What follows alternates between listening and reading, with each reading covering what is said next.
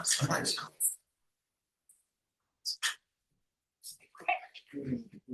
like to call the meeting to order. To start with the pledge of allegiance.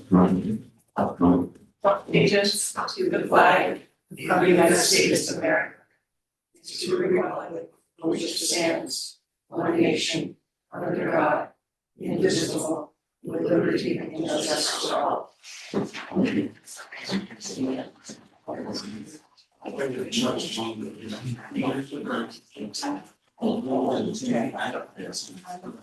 like to make a motion to approve the minutes from October 27th. I'll second. All in favor? Aye. Aye. And then we can move on to old business, 490 Saginaw Street.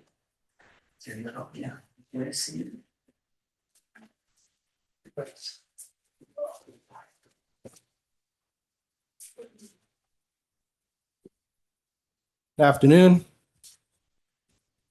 Can you hear me? All right.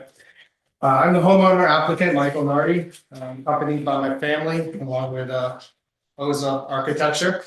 As a background, we came before the board in May with a discussion item. We revisited again in October with some revisions.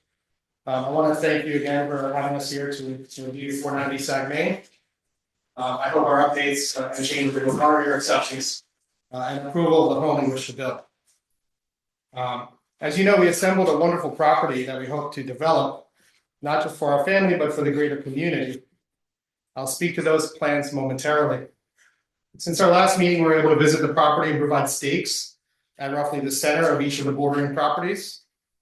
At those stakes, you were able to see not only the growth buffer between the reserve and the neighboring properties when applicable, but also the views and the actual distance to the home.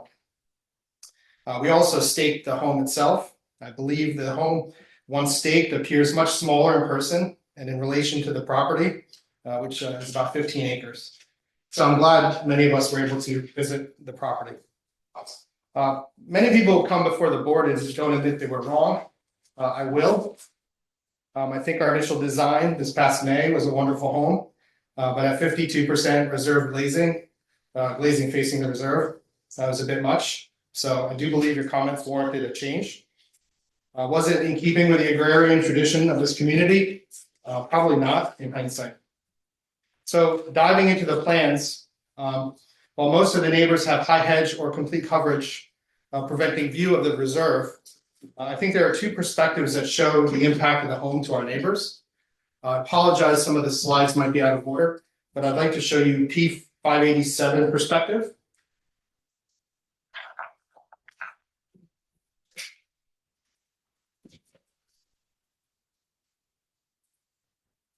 A lot of slides here. So that's existing.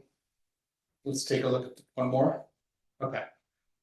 So this is the view of the distance from neighbor across the reserve. That is on 587 Saginaw Road entrance. So it shows kind of the distance and how far away it is. If we can go to P601 perspective, in the night view. Perfect. This shows the night view from the far side of the reserve by 601 Saginaw Road's backyard. 601 is completely occluded with plantings and thicket of about 15 to 20 feet of width. So this view is actually from the reserve property line itself. And 601 would be the first house on Saginaw Road that begins to be impacted by the reserve itself. I want to go to page P1 perspective.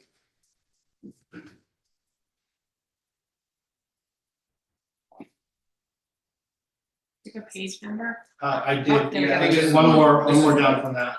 Okay, so this is the winter, and then there's a summer on the next page as well, and you can toggle back and forth between.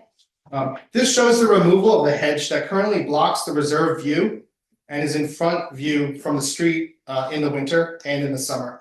The glazing in the front is minimal, and as Neelay mentioned, the grass is on top of the lower level, soften the view. Here we actually achieved 21.5% glazing, which is a 31% reduction from our original submission. If we could look at P14 south elevation. Yeah. This shows a shortened windows in the downstairs to the right. And more separation between the windows. Those upstairs are the primary suite windows on the second floor, and on the first floor are the kitchen. We've reduced glazing 3.6% since our last meeting, and 29% overall, with care to retain the ability to have windows on a relatively small side, of the house itself. We also have the kitchen there, which has a view to the pool, so it's somewhat important to have that view for safety purposes. If you could turn to P15, which is the north elevation. Thank you. Glazing has further been reduced while still retaining the ability for these two bedrooms to look out onto the reserve itself. We fall at 17.8% glazing, which is an additional 5.2% reduction from our last meeting in October. Can we look at P13 winter perspective on page? What's page 2? P13 winter. Right. We removed. This is going to talk about the glazing on the rear of the house facing the reserve. This is not seen from the street itself. We removed windows from the first and second story guest bedrooms, replacing them with shingles and cladding. The exterior courtyard on the left, which is outside of the chimney area, on the left of the chimney, has no more glazing as we have removed it entirely. The primary bedroom on the second floor has additional glazing reduced on either side of the door. The dining room below the primary suite no longer has floor-to-ceiling windows, and the wood siding now rises from the ground to about 3 feet in height. You will also notice we are using more wood to separate the window sections here and remove the glazing that had gone into that corner of the dining room. So it had gone right into the corner, that's been completely removed. The pool house structure has had all glazing removed and now is more of a pergola than a fully enclosed structure. There's no more glazing in the structure. Finally, to remove the mass of the living room window set and to reduce glazing further, we have carried the thickness of the two upstairs reserve-facing bedrooms across the living room with a large beam. So you can see the first and second floor kind of carries across from the bedrooms on the left to the center to the right. And we've broken up the mass with a large beam. Our first approach, as I said, was a 52% glazing percentage. With these new changes, we have been able to reduce the glazing an additional 12.2% since our last meeting in October. We are now 25% in the reserve-facing living space.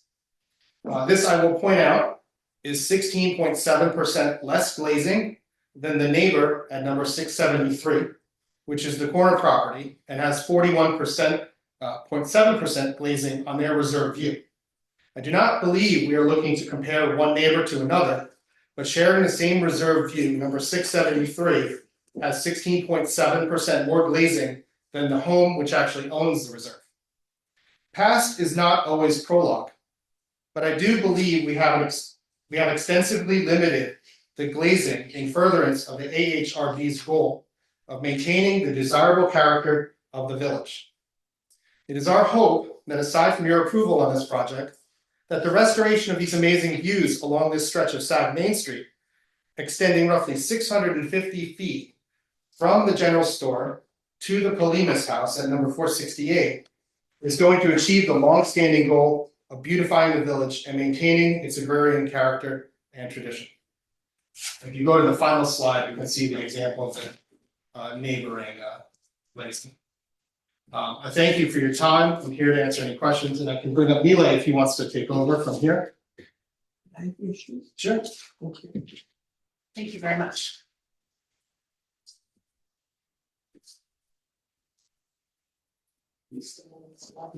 Yeah, Thank you. that is the name reference. Thank you.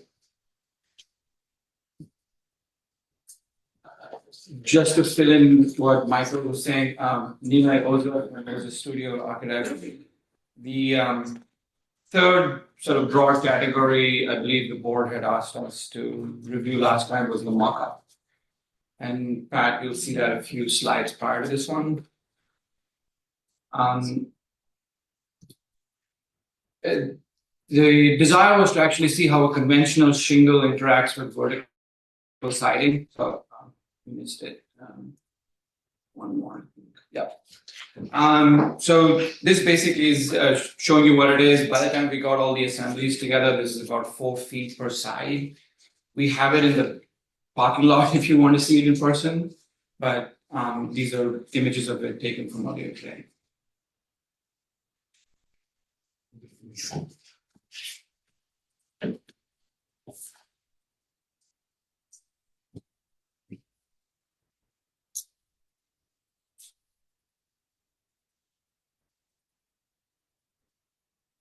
And then if you want to think about our garage necessarily.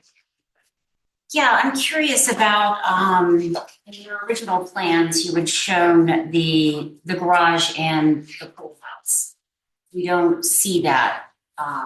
Yeah, so this view, we've actually made this view specifically because you had requested the garage and the house to be seen in one image. Mhm. And so this one shows you the summer view.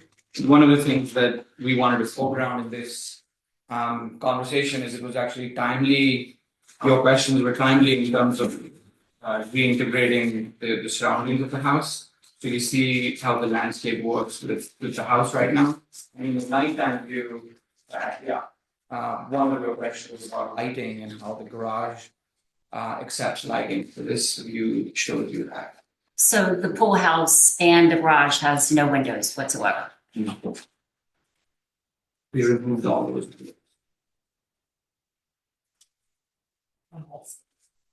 And the garage is forward of the house, I can see from the.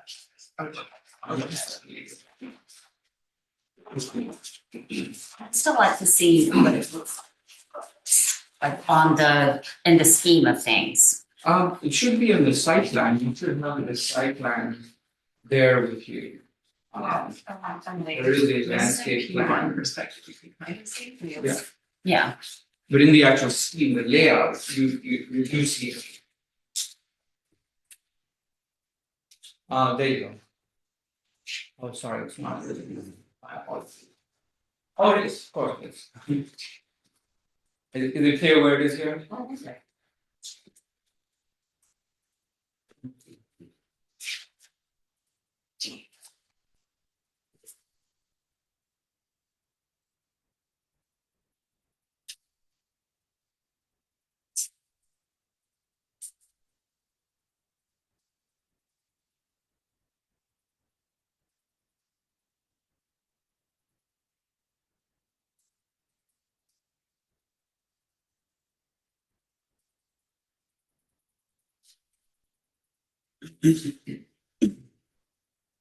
Feeling that the front south portion of the home and the garage itself feel very, very modern for Main Street.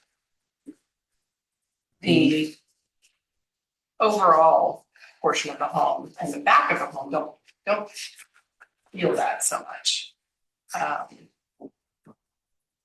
But given that this is a very visible part of Main Street.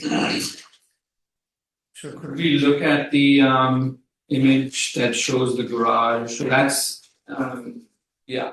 So the garage itself is your concern? No, the front left bump out where the grass is growing, and the right.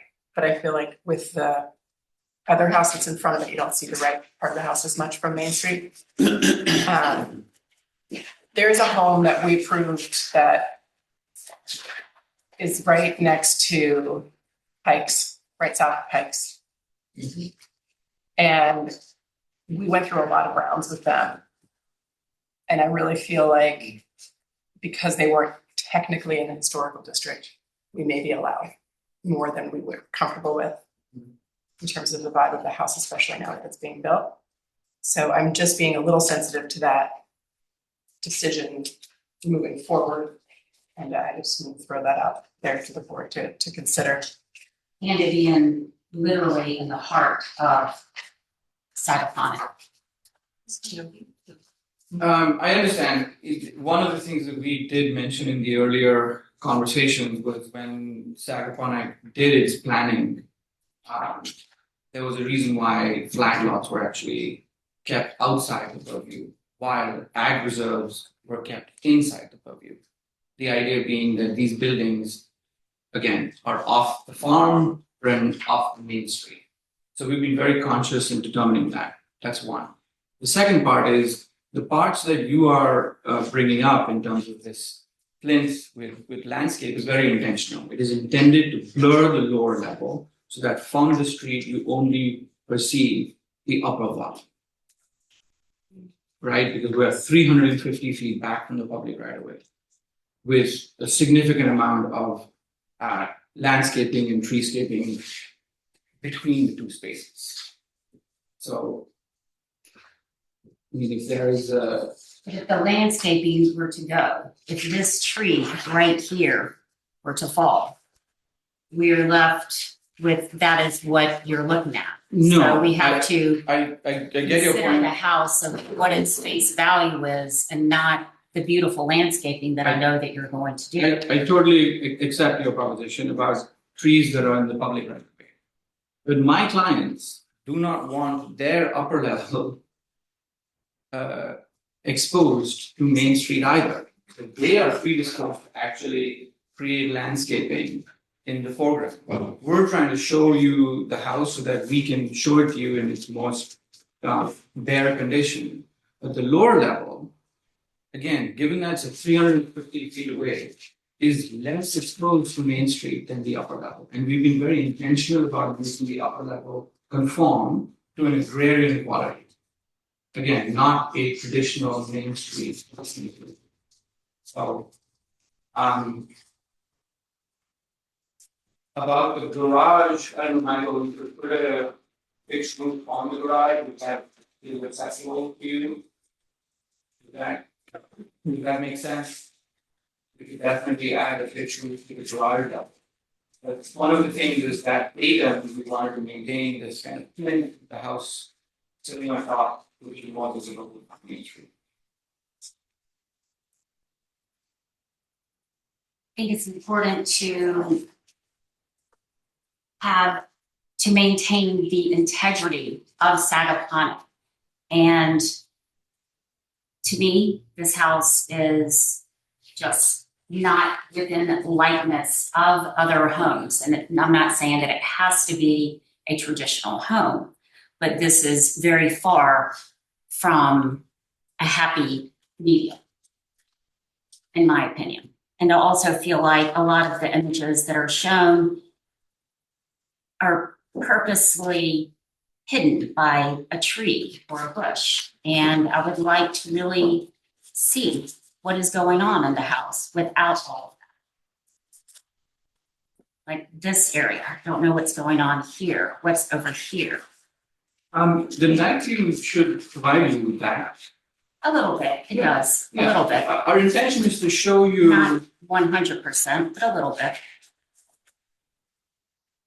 Like that view, for instance, is very explanatory. That one is, Yeah. sure, that one is.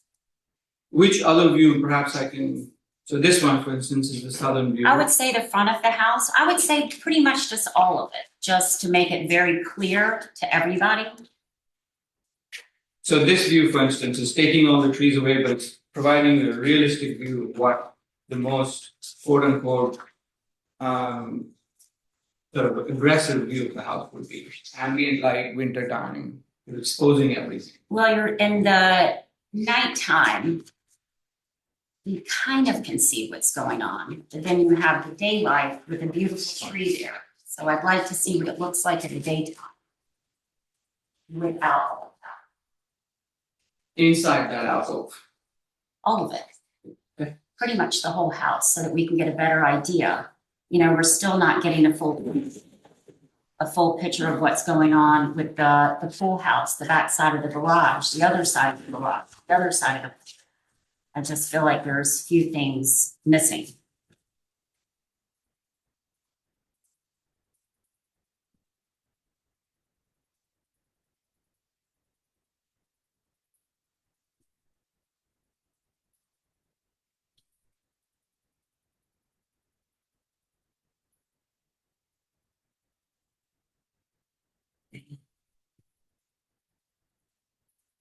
So, could we check off a few things that we do have clarity on and alignment on? Are we good on the mock-up? Is that clear as to what our intention with the siding and the shingles is? Mhm. Okay. Yeah. Glazing percentage. I think Michael explained it really well. We've really dialed down what we can do with this. Please say for the record what the percentages are north, south, east, and west Sure. right now. Pat, if you don't mind going to the sheet which shows that up. Yeah, that one.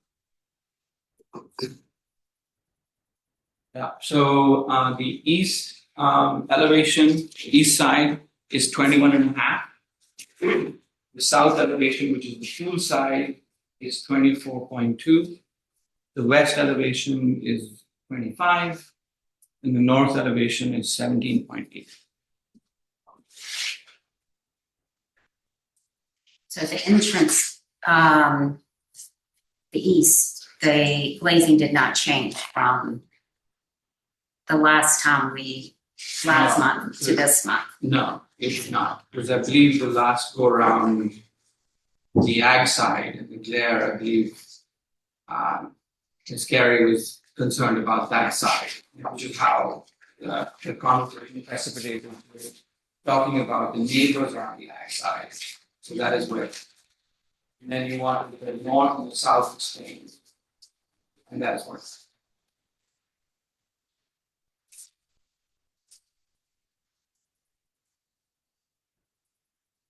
I would say you came a long way on the back side of the house in terms of what we're aiming for. The pergola makes it a big difference instead of the box of glass, and then I think on the whole, the siding in between the first and second floor is really helping a lot. Space between those.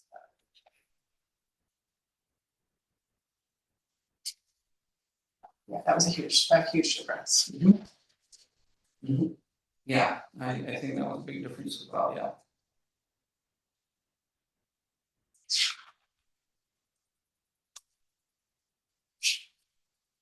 I know, I'm personally torn where normally I would expect to be with this.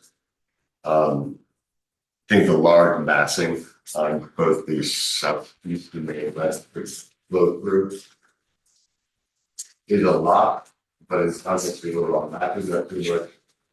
I think the proposal for this property up so very well, of utilitarian connotations to it in the area. They're reducing light pollution with for the overhang thing.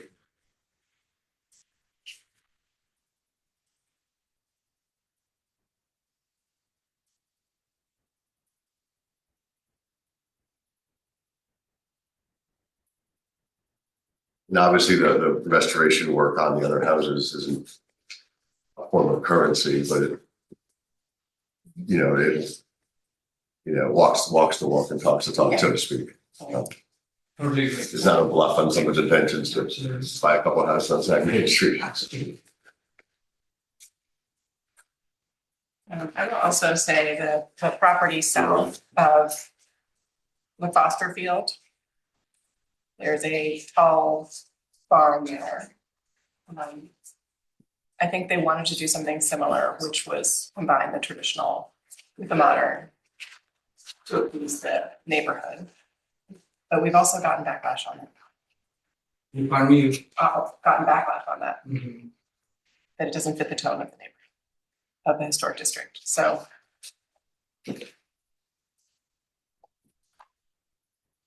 while the design is beautiful, and nearly perfect, honestly. I'm not sure this particular address is the right spot for it in its current condition. That's just my point of view. Do you have a plan?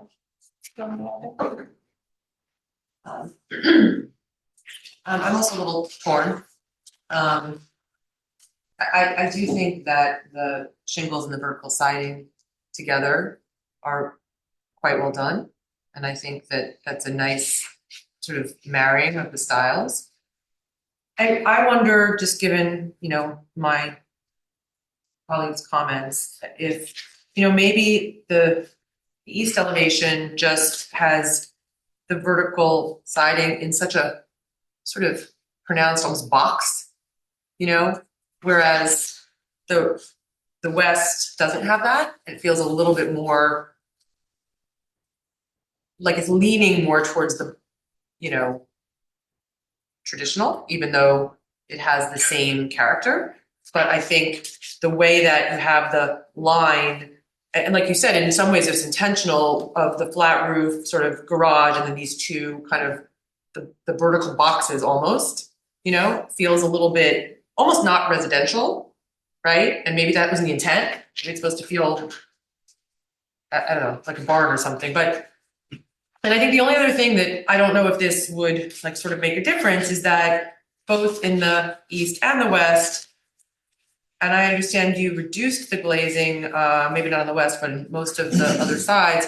But I think it's because there's also the box, like everything that is glass protrudes out as a box with glass on the corner, right? On the corners, which I think might be part of what, especially when you see it in the nighttime, you have like almost a glowing box instead of a glowing, side, which is what you're saying, that people wouldn't really see it. It's very far and all of that. But I think it's the nature of the fact that it protrudes as a box. And maybe that's, part of what the reaction is on that front. So a couple of things. I'll take the last comment and work backwards from there. As we mentioned before, and as you can see in the isometrics, we're actually accounting for all the glass, not just the glass that's facing the acroserve.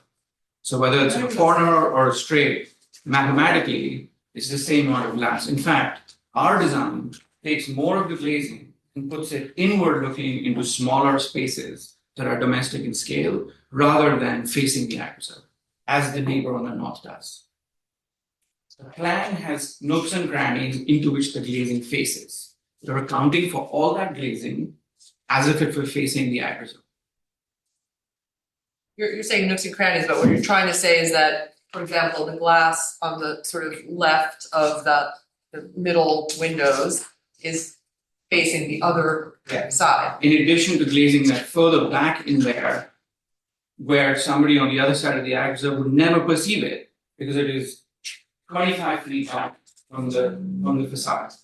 But I think that the challenge is not if someone will see it, it's also the idea of a glass box, which, whether it's modern or traditional, is not something that we have heretofore really allowed. It's more, the flat front panel, which makes sense. That's I'm not really telling you what to do. I'm saying that is what I believe is maybe the way it's being perceived.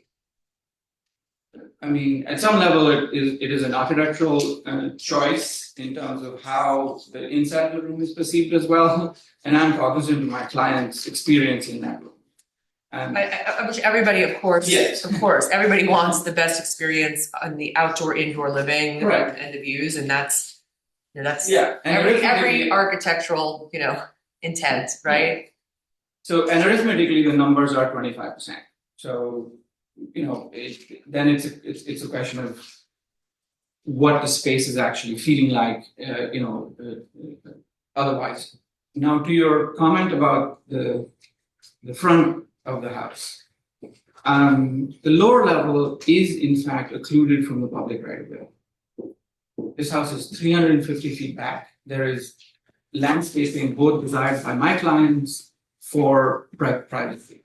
So it's really the upper level that is a public perception issue that we should be talking about personally. And the fact that the upper level, as we mentioned last time, is vegetated, requiring a flat surface, creates the sense that the upper level has a sort of a vegetated foreground that blends into the vegetation that's in front of it. It's intentional, and I believe from the public right of way, you will perceive the house might be different than what you're seeing in a view standing 30 feet away from you. Well, I don't know that. I mean, and I think that's to the comment that we want to see it sort of clean all sides. But I think that there are two competing objectives that you're trying to solve for, which are one, what people can see, what neighbors can see, what the community can see. But the other that you're not as focused on is what I think you're hearing was more about the architecture and design and the character a little bit. And that's where my comment of the sort of box of glass comes in. Not so much about what will be seen in it, but that as a precedent. So that's all I have.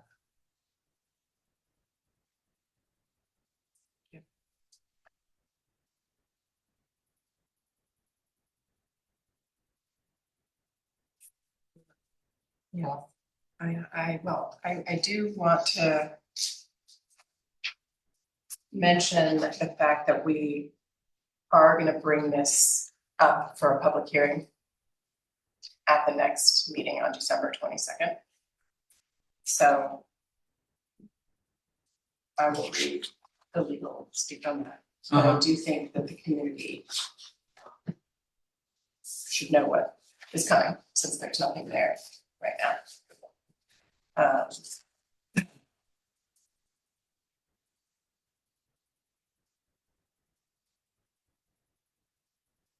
Is everyone in agreement with if I request something a little bit more traditional on the front? Sure. So I'm happy to look at this. Do you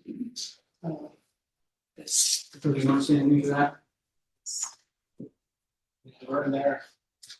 For that mercy. Sorry, I didn't hear. You know. Say one thing. I think with this view, personally. This is our third time here. I think we need clarity from the board as to what exactly you'd like to see. Because at the end of the day, I don't have to build this house. I can put up a hedge and I can just leave it as is. We'd like to build something, but we want to do it respectfully and understand exactly what you guys are looking for, because it's really important for us that it fits the character of the village, the town. I grew up out here, you know, I'm not a spec builder. So this is a home. It means a lot. We're looking to solve a couple problems as a homeowner. We don't get the view that we paid for, but also have something that the community wants. Realistically, we don't think that. I don't see the glass box here. You know, but I've seen this plan since April, so it's come a long way. But if you can give us any clarity whatsoever as far as like, you know, what you're picking on, as far as what you would prefer to see, it would help us. I feel like we have been giving you clarity. Okay. And Well, the I last think meeting, for Yeah. if I'm sort of interpreting what they're saying, versus these, it would be more like a pitched shed attachment, which would show sort of a old barn that then had something added to it. okay, so on this picture, you know, the front, like a pitch Which of is some sort? these two would just sort of be pitched and Okay. shingled and you know, just to have a, Someone had said that maybe you would do that for the garage. You're saying like do it for the, well, even just so those look like they are not were built in additions. the same era, and if they're following the farm, would be typical adding sort of a secondary space in a barn. Hack room or something. Yeah, I mean, in your inspiration of barns on the second to last page of your presentation, that front and left vertical clad portion of the home and the garage don't come anywhere near. I mean, we don't have to have vertical, if you prefer shingle siding, that's doable as well. I mean, is that, No, it's not that, it's the, so it's the flat, is it the flat roof that is, I think so. so not just looking from the street to the house and not seeing it, but actually if you are on the property itself in the farm, seeing a flat roof is not the board wants. It's actually, I mean, the back is beautiful, the back of the home is beautiful, has a lovely combination, I think, of clean, modern, and classic architecture going on. And this scale's a little more broken up with the indentation without the fenestration and the well, this one has that sort of monolithic structure with, so the openness on the inside, which again is an interpretation of a Like, barn. kind of just a potato barn. Yeah. Yeah. That's, there it is. I mean, if you go down to, farm right off the side of Main Street, just as a long potato Yeah, barn structure. This is just an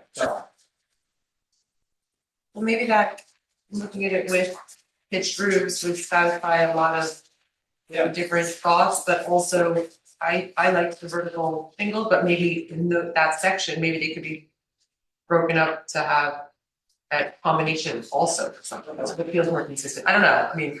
Yeah, I mean, we just don't want to frustrate you guys with all these designs over and over. I think the question is what would achieve, also it's not gonna be a different design, but it's gonna feel a little bit more consistent, and like even the west view does feel, whether it's more broken up or, I don't know why we can look at it again, but I just feel like the west view achieves something a little bit more harmonious. And I think it does look almost like these were add-ons, so maybe that is jarring. It's not really that they're so modern, but it's just. Yeah, so you have basically an old potato barn, barn itself, and then something got added onto the front. And that sticks out like a sore thumb. Which would be unfortunate, because you want it to feel like it's, really. and then this pop out, do you guys not like that too? That's the Yeah. stairway. Yeah, would adding a shed roof on top make it better? I No, think that's too much, no? I personally don't think so, but I'm trying to give them some concrete. No, I think that's, for me. I think we might need to see how it works in with the next round of design. Because I'm sure Nilay will wanna make it all feel. So that middle cohesive. portion there on the right, that's the stairwell. Yeah. So have to move. Well, we're not saying necessarily move, I was just suggesting, since it, as it was a sort of had a modern element. Okay.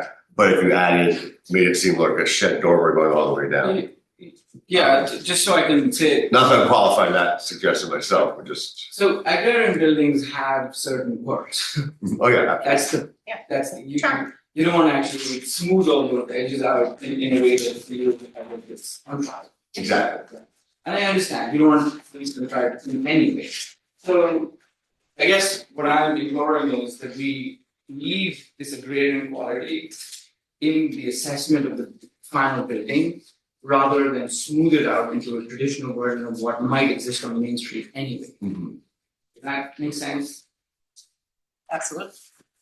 I think we agree with that by this design, I think it definitely has more of a, almost a modern barn feel, it's not a traditional house.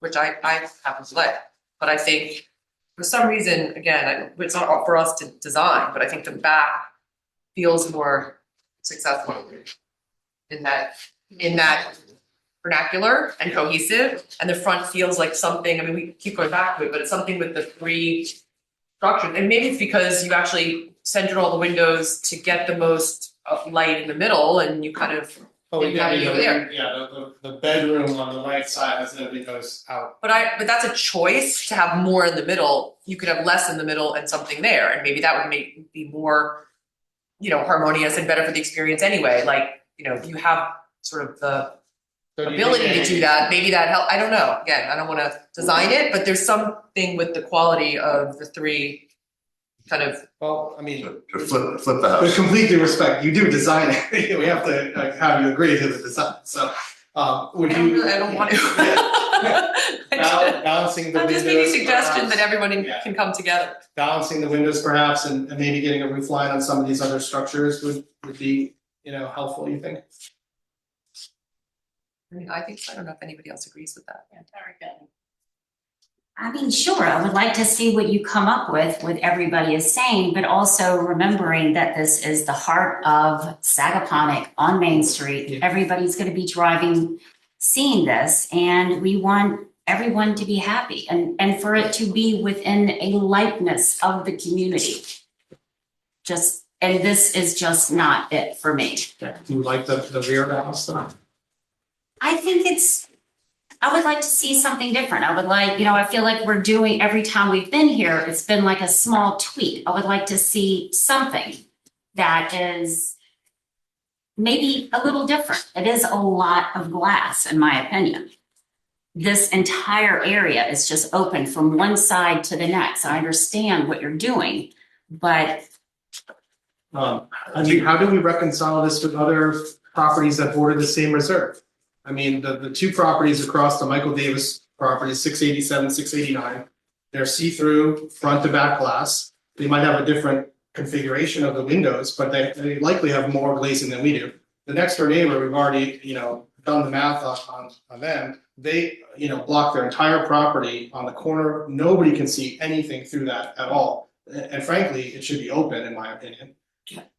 We're coming in, understand some spacing, some roof lines, I get it, but where do we fall in the realm of all these other properties? I think it's easy for us just to take a farmhouse design and plop it on the lot, but that might have been something that was done in 1780 or 1820, not in 2025.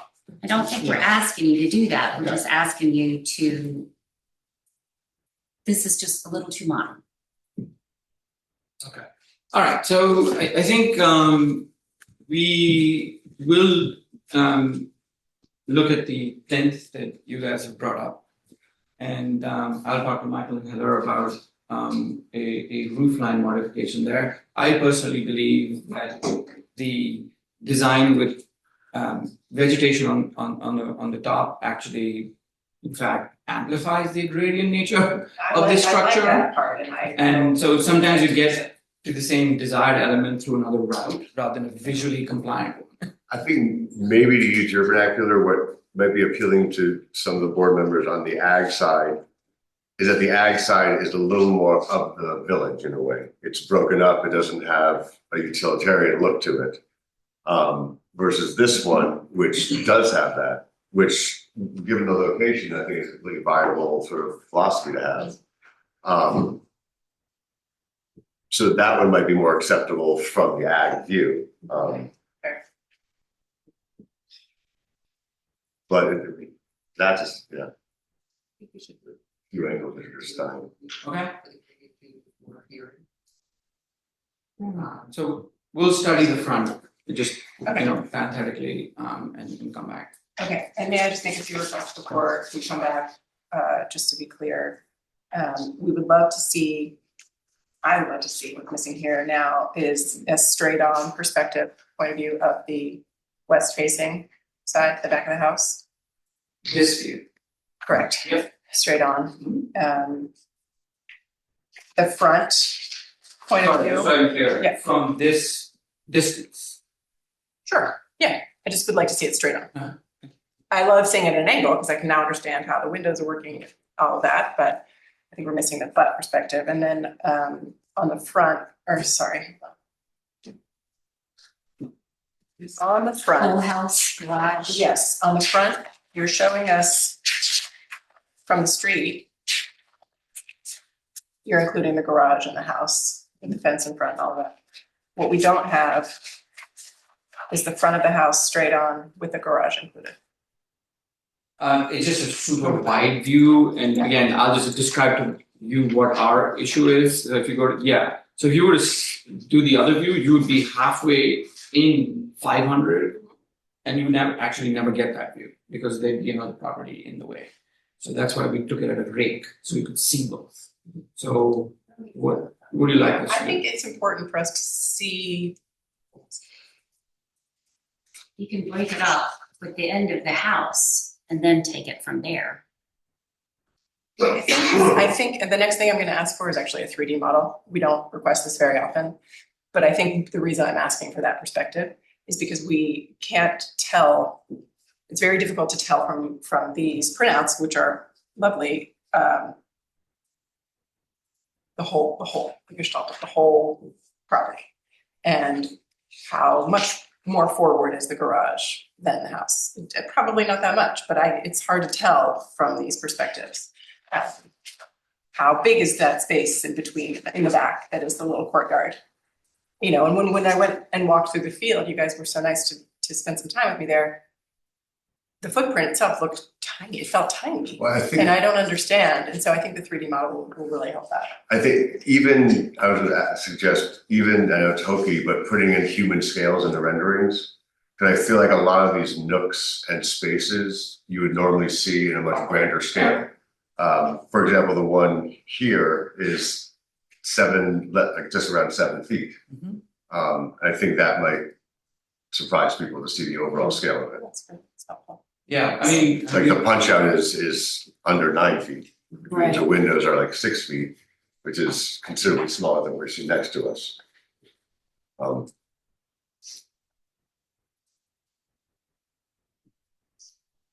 And then that could help the front areas read more as fencing perhaps, or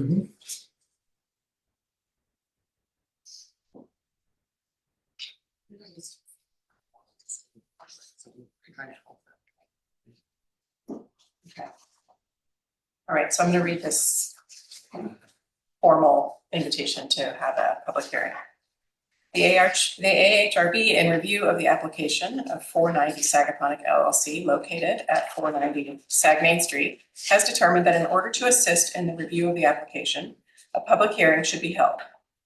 Now therefore, be it resolved that the AHRB is setting a public hearing to hear the application of 490 Sagaponic LLC on December 22nd, 2025 at 12 p.m. Village Hall, 3175 Montauk Highway in Sagaponic. And it be further resolved that the clerk is hereby instructed to advertise and post such public hearing at least 10 days before the meeting. So I will adjourn. You get a vote on the public hearing. And then adjourn. Are we in favor of the public hearing? Second, All in favor? all in favor? I have a question. Yes, please. I just wonder, given the scope of what we talked about today, should we allow the applicant to, maybe it's a committee of two, look at the revised before it goes to the public hearing? Because otherwise we're having a public hearing on something we haven't seen. I don't know, but that's a question. Well, I it'll think be that's in your beyond committee folder two though. to review. That's fair. It'll be in your folder to review prior to the public hearing. Okay, That's just. and are they allowed to speak about their sort of holistic renovation plans of the other houses next to them and everything in this? Yes, Yeah, if they can make any comments they want, discussion, you know, just have to comment.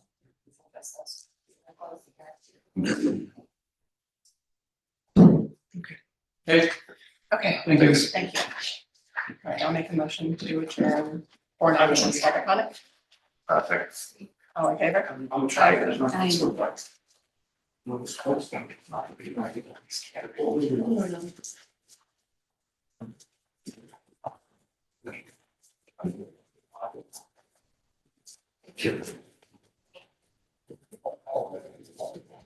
Slow down. Yeah, Alex, I'm sorry. Shit was in the account.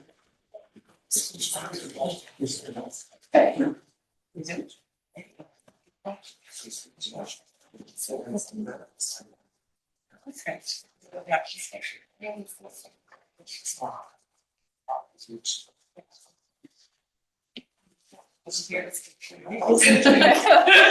Should be January 2nd.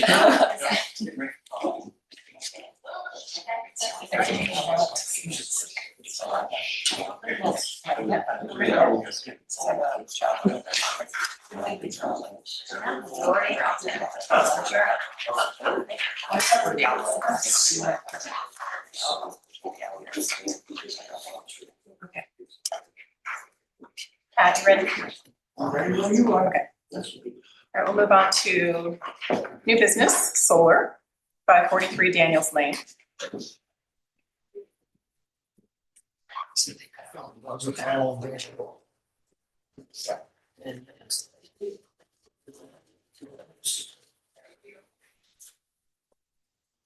Thank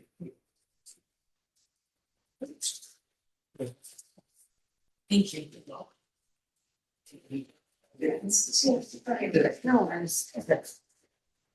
Hi, thank you so much for your time. I'm Alexa Papa. I'm with Sunation Energy. We are representing 543 Daniels Lane. This is John Leach. He's the salesperson on the job. We are presenting a 47 panel PV install for a flat roof surface. As you can see, our panels are black on black. They'll be guarded with pest guard wrapped around the panels themselves. Basically it. Do you have anything to say? No bracket attachments to the concrete roof. Okay. Excuse me. Let's- Just out of curiosity, by what level do the pest screens reduce the efficacy? The panel itself, Yeah, they don't, they work coincide with each other. It's all keep the squirrels out, flat roof surface, they'll. oh, got it.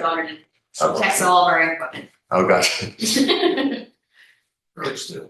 Yeah. Wait, sorry, I'm questioning that. To what level of this screen? Oh, with the Over the panel holes. roof, yeah. It goes into the racking itself. Okay. That's what you see basically on top. right? But yeah, we breaking that screen through the roof to see it. Yeah. Give it a flat roof.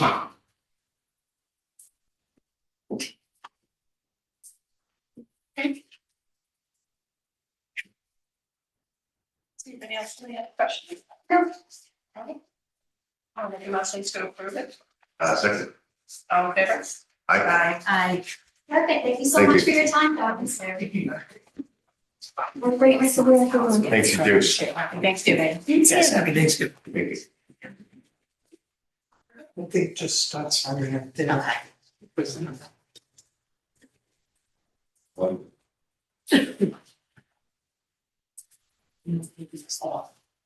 Probably my apologies. Long one. They were good. I haven't seen the truth. I don't know if there's a rest. No, that's fine. Yeah, no, right there. Just push. Thank you. That's incorrect. It's like when it goes, they're brought to the like, you know, how to keep. Excellent, here's how much it reduces. Look at that. Yeah. I'm curious how much it is. Yeah. Yeah. Oh, yes. It's probably a lot. I doubt they're breaking even up their own either.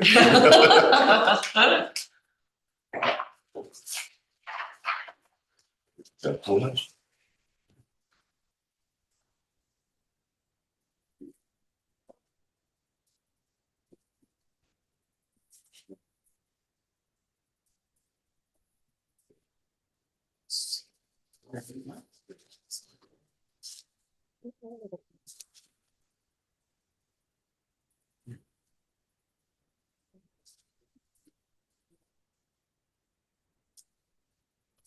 All right, we'll move on to amendments, 11 Hamptons, or sorry, 454 Hedges Lane.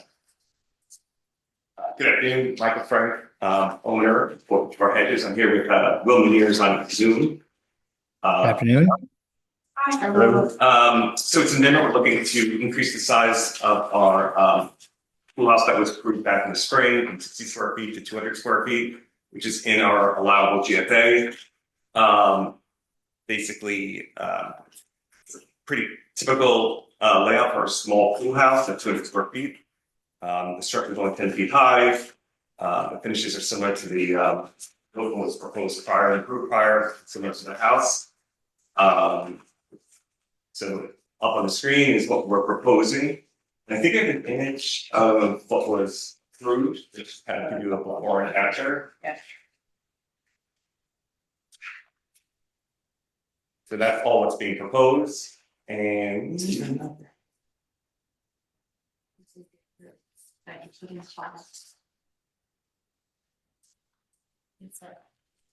I think this is what was approved originally. This was. okay, so this plan is what was approved. I think there's a rendering though that I had attached of what was approved prior. It's in our package, if not, yeah. Yeah. There you go. So you can see that it's basically 140 square feet larger. The previous one was essentially just a half bathroom. This one is again a pretty typical small pool house setup with a bathroom and some space for some refrigeration and sink and things of that nature. So it increases, it really has barely any impact on much. The entire structure is overlapped by the home. You don't see it from the front of the house. And it affects up the lot coverage 0.2 of 1%.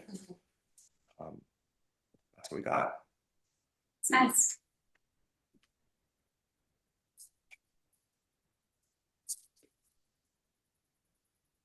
Yeah, I think my only comment would just be so lighting inside and make sure that it was not on when it wasn't in use. Anyone else have any thoughts, comments? Pretty. Yeah, it doesn't strike me as much of a deviation from the last one.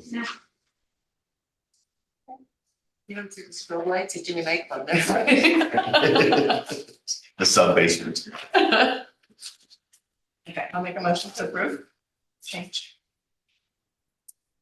Second. Second. All in favor? Aye. Thank you. Thank you. Thank you. Bye.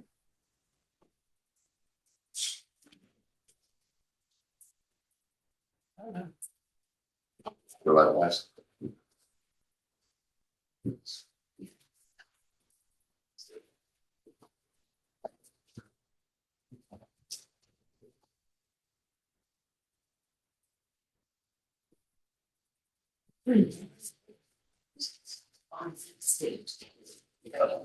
If you're really going for something in front of the For suit. that. You're wearing a suit, Brian. What's Oh, going nice. on? Oh, wait, you have blue jeans on. All right, now it's. Yeah, I was trying to be like, it's like they had people doing Zoom meetings and they weren't like bathing suit.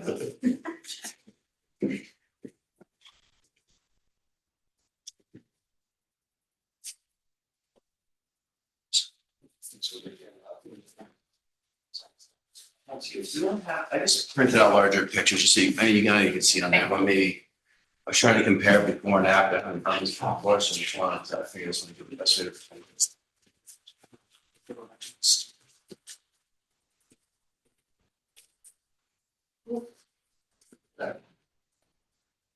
All right, good evening. My name is Brian Glasser. I'm the architect representing Mr. Delgadio's project on 453 Hedges Lane.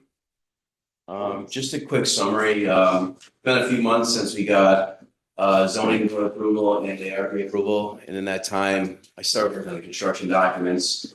And Mr. Delgadio ended up hiring Tony Ingrao to work on interior design as the interior designer for this project.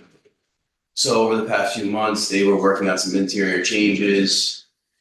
It did at one point affect the architecture, and they brought it back to my attention about 2 months ago. So, and I knew already kind of like the complications for this project from day one. So what you're seeing here is me trying to bring, several parties together and try to present something that I think my client actually, for myself, I think the internal, kind of opened up everyone's mind to what's going on the inside. So I think it's going to be better for Ron and his family. When it comes to the architecture, I'll get into that. And I think Tony is also on board with what, the result is. So to get started, some of the important topics that I wanted to mention were at the Greek Revival that was approved on April, the design of the Greek Revival, which is the main house, which was approved on April 28th. We didn't make any changes to that. I also want to mention that the accessory structures, which include the barn, the pool, the pergola, tennis court, all of those structures remained as approved. We did not touch anything, which includes the materials, the locations, scale, and mass.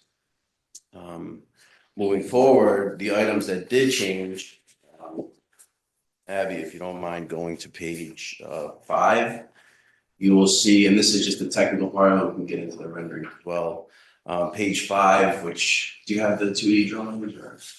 I mean, makes sense. Page 5 on the. This might only be the rendering set of drawing, maybe. Yeah.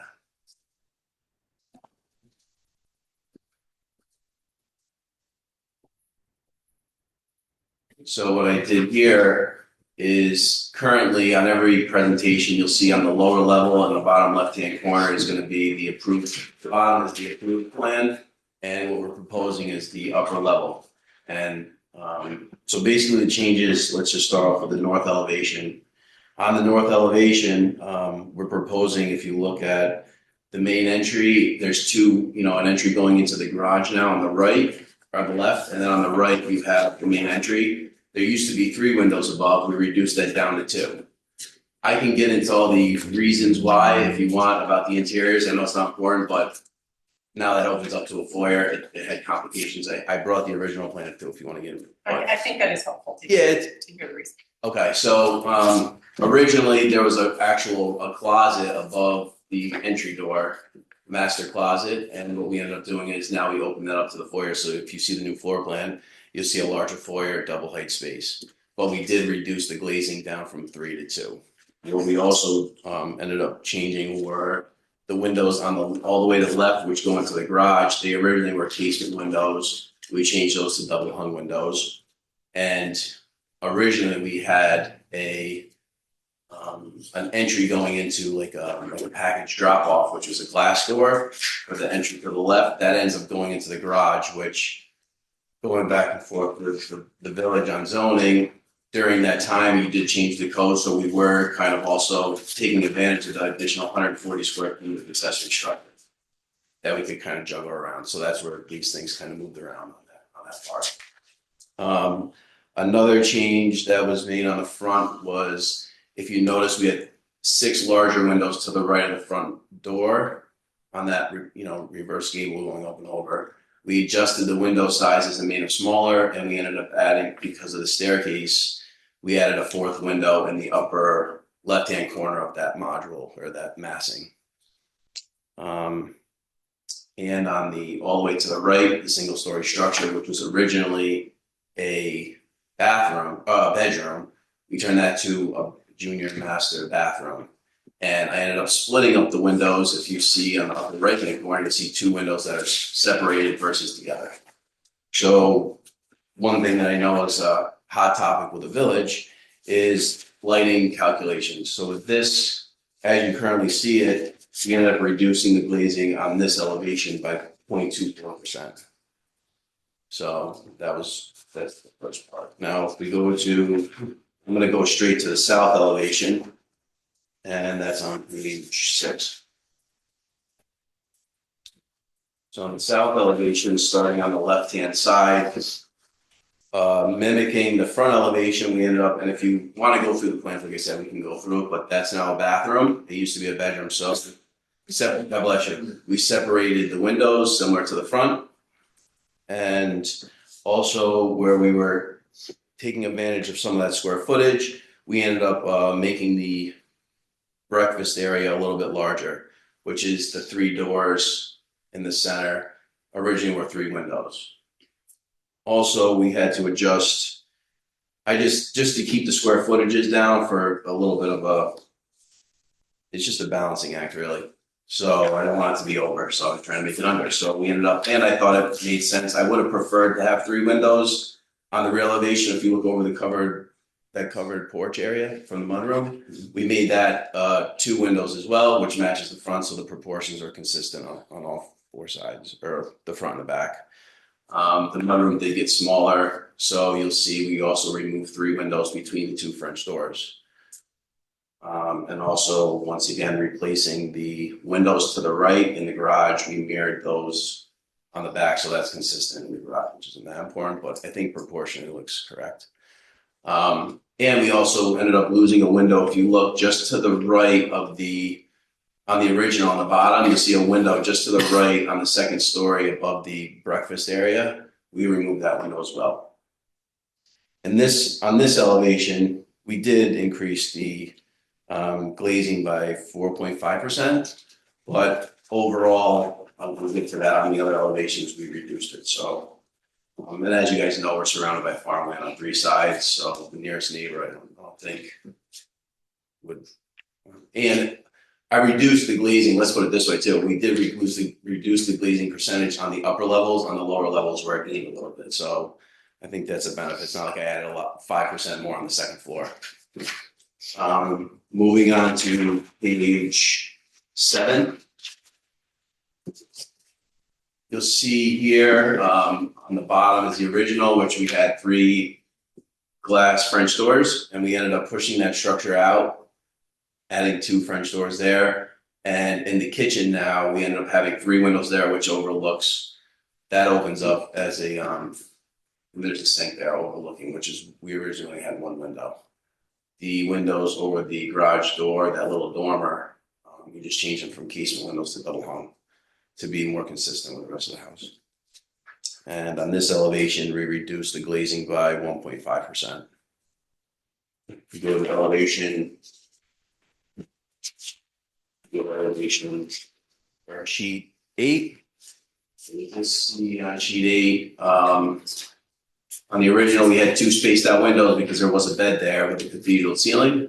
Now that is, if you were looking on the floor plan, you'll see there's a tub there, and we put the windows together. So the same windows just together on the single story structure.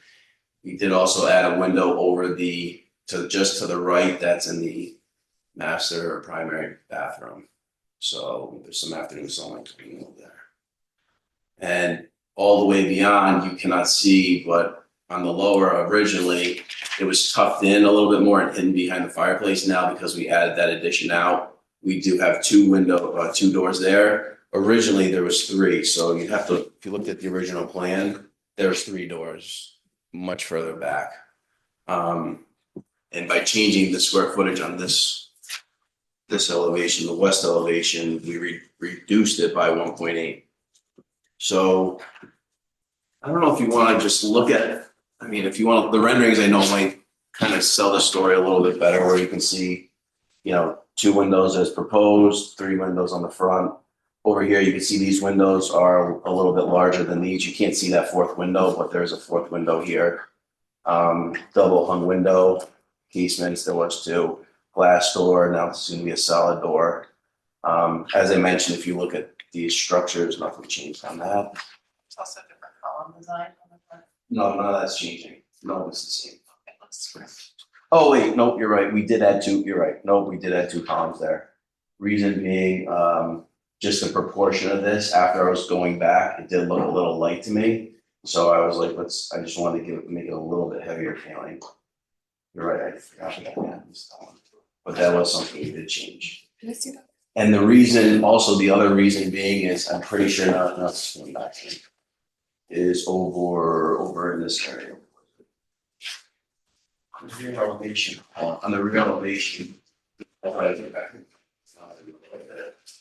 I'm trying to stay consistent with all the other. Yeah, okay. So if you go to page 6, when we had to change the porch for the mudroom, there's a single column there. We ended up adding 2 columns because it helps center it up, and I think 1 column was just gonna feel a little light by itself. So I wanted to keep it consistent on the front, which looking back at it, I think it can mean more Where's sense. that column? It looks like it has like 3 different, There's a gutter. Oh yeah, it's just a gutter, yeah. A leader, this is just a leader coming down. They're chamfered corner, so it's a little bit softer. It's not a sharp line corner. actually like the older ones better. It's the same column, it's just, yeah, we did add 2. That's correct. And also, so if you want to go to the rear, This is where we put, originally, you'll see here on the back, we had 3 doors off the breakfast area with a window. Now we just have 2 doors and three back here.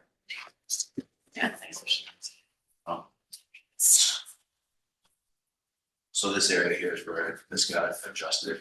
Originally had 3 windows, doors and 3 windows, now we have 2 doors and 3 windows. Yeah. This is just the front straight on the vehicle. Yes, these are, you'll see here, single column and double columns.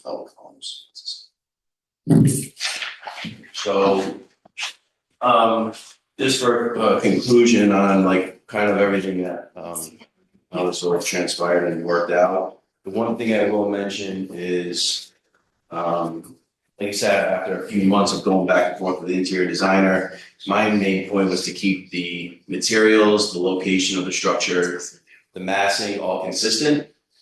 Also, we do have it noted that overall, originally we were looking at 15.5% of glazing for all 4 sides, and we're currently at 14.4, which, like I said, it was just my attempt at making it up. That would, if I came back at 0.1 over, I think we'd have to push back type of thing. So I'm like, you know what, at least. What is the new glazing now, north, south, east, and west?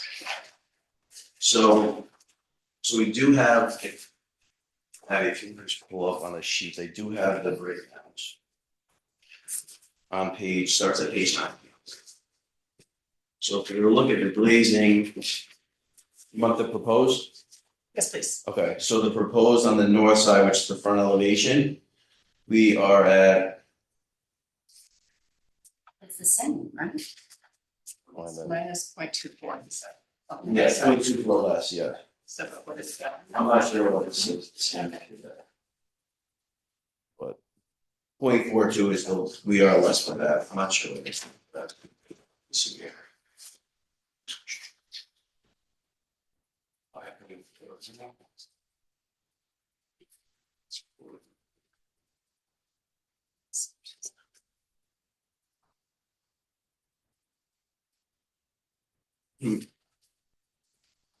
This one cut off on the backside, actually. I don't know why that is.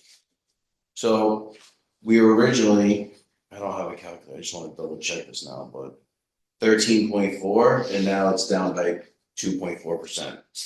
I gotta have to check those numbers to see what it. We're like at 11, right? Yeah, I gotta look at this. 15.4. I'm concerned that maybe this was just copied. I gotta look at that. Yeah, that one I should have double checked. The south elevation was. It's cropped out on this. I gotta look. But it was less by 5.4% on the rear, from whatever the percentage is. It does show the.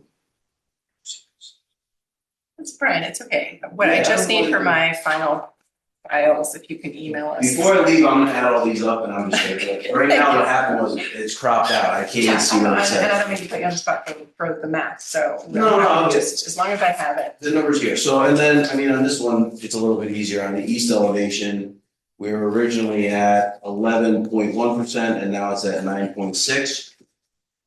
And on the west elevation, we were originally 12 and. Well, see, these are all, that's 14.2. I went through all these, yeah, I'll get all these numbers straight out. I know this was something I supposed to talk to my guys about, like, these numbers have to work out, so. I mean, I am comfortable with the changes. Does anybody have any issues? Yeah, I'm okay with it. I'll make a motion to approve the changes. Aggravated. Question, do you like the approvals? Yeah, Changes. No, I do. If you want to get into the inside, I have the original. It's gonna be nice. Is it, It worked out. was that curved, was that curve yours or that? Yeah. I like this. What's the Yeah, I like it. What's the stone thing on the outside that was added? There's Is that now a a new fireplace? fireplace. No, that was always there. Yeah, I have, yeah, So in the so. previous drawing. No, I didn't see it doing that. It's okay. Yeah, No, so we always had, so let me just, so this is the current approved. This is the current approved here. Okay, we're in the highlights magazine. Oh, yeah. To tell the difference between the Oh, good and the bad. Nice. Yeah, so, I mean, I don't know, just for some reason the right wasn't showing, but, so this is the originally approved set of drawings. No, we flipped it. That's what happened. See these little tweaks.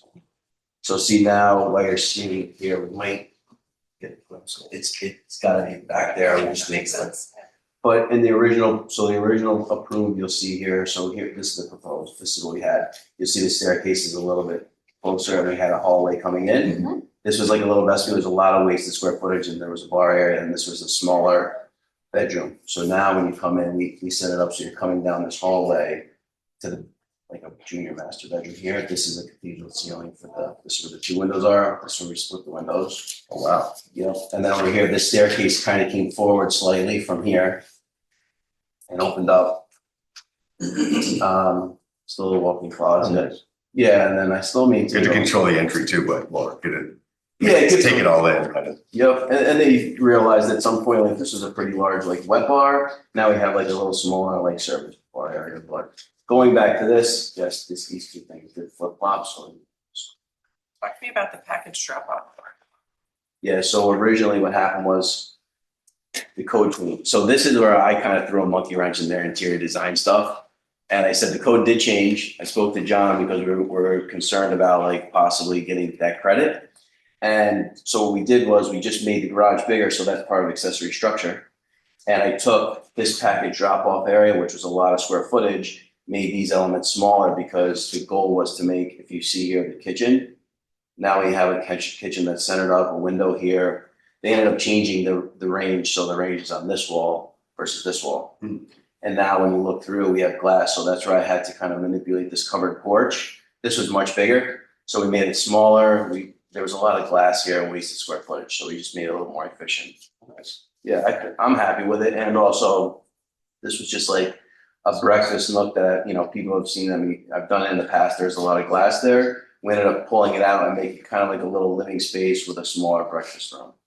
So it's like a little bit more of a cozy environment versus like all exposed. Nice. Yeah. And then upstairs, on the topic, you'll see this was a little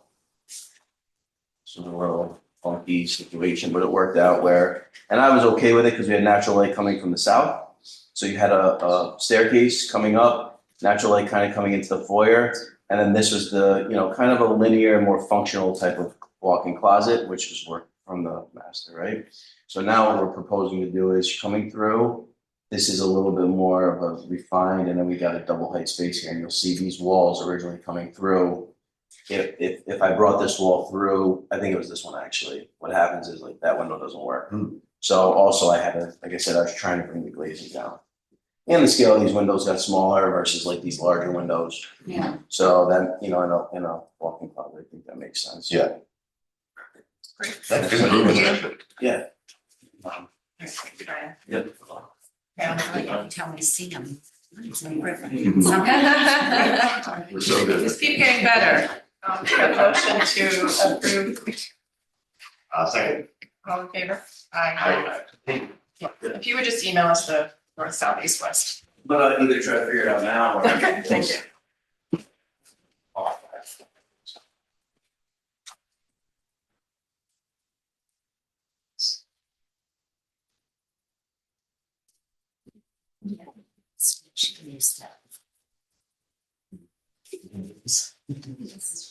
Second look, please. No, I can do that. I'm with the Ahrb.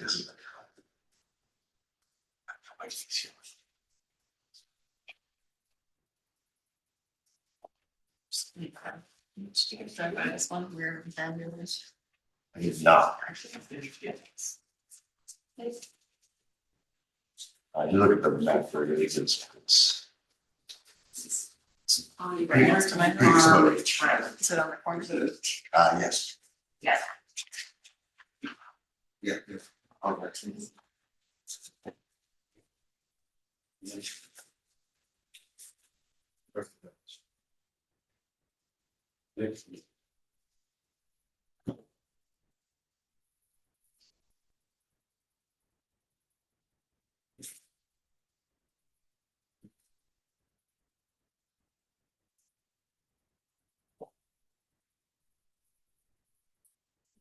Next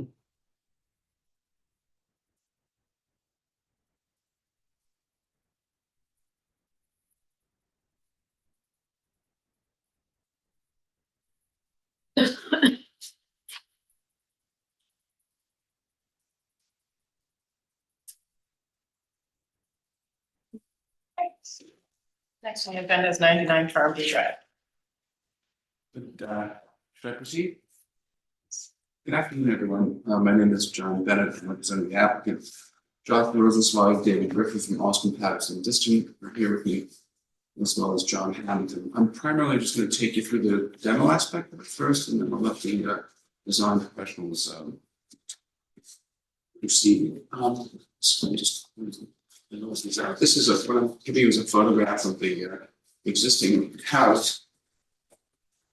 This property is part of the 1979 subdivision, Farm View Estates. It's 79, so it's not an area of any historic interest. CO was issued for the home in 1999.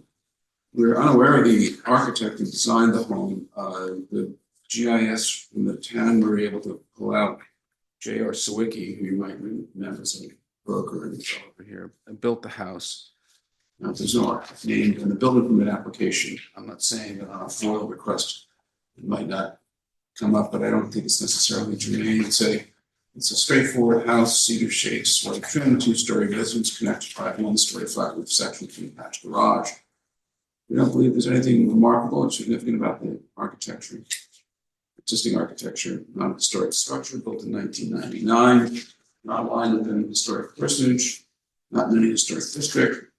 Not aligned with any historic event, the structure itself, so it doesn't check any of the boxes that you look at. So we think the inspector should be a fairly straightforward approval for the demo.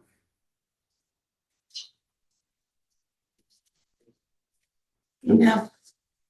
Okay. I'll make a motion to approve the motion. Second. All in favor? Aye. Now, a little more complicated. Yeah. Blair, right there.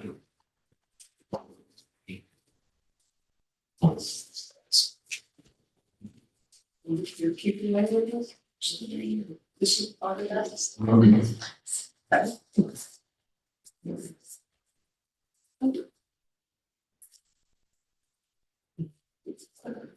Okay, perfect. Pardon? I mean, a border.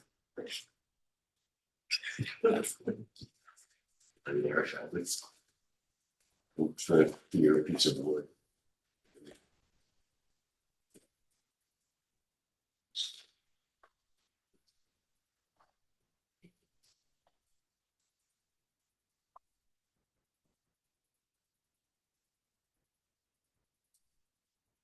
Thank you.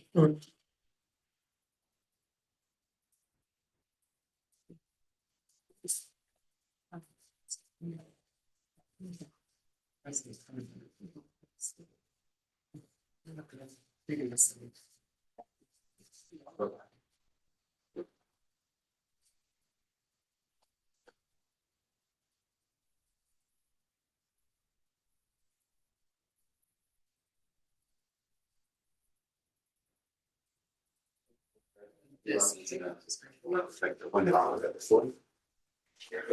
It's fine.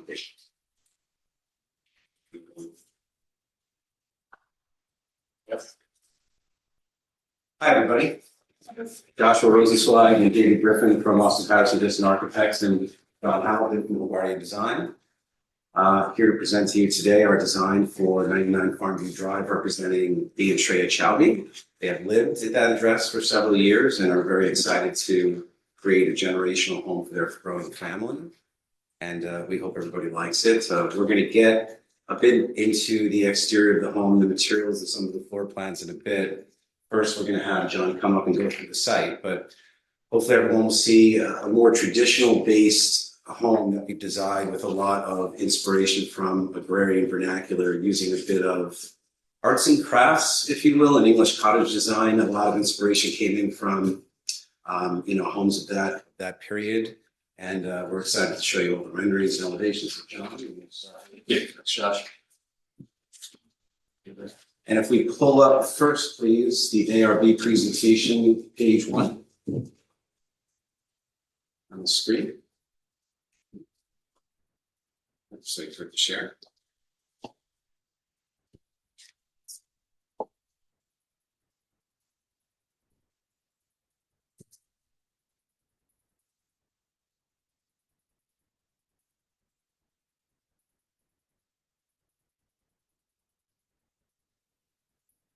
We go to the first page of the AHRB set, which is, yep, all the way back to the first page. Thank you so much. Thank you. Perfect. Hello, everyone. John Hamilton, principal, Warren Design Group, Weird Landscape Architects on the project. Thank you for your time today. Great to be here. My firm has actually designed 4 other properties on Farmview Drive over the past 5 or 6 years. So we're very familiar with the neighborhood, the landscape, and the periphery to these properties. This site is at the corner of Farmview Drive and Farm Court. The existing driveway is kind of immediately on your right-hand side, right when you approach the property.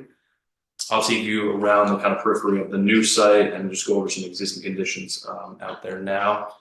So like I said, the existing driveway is kind of immediately on top of you off Farmview Drive.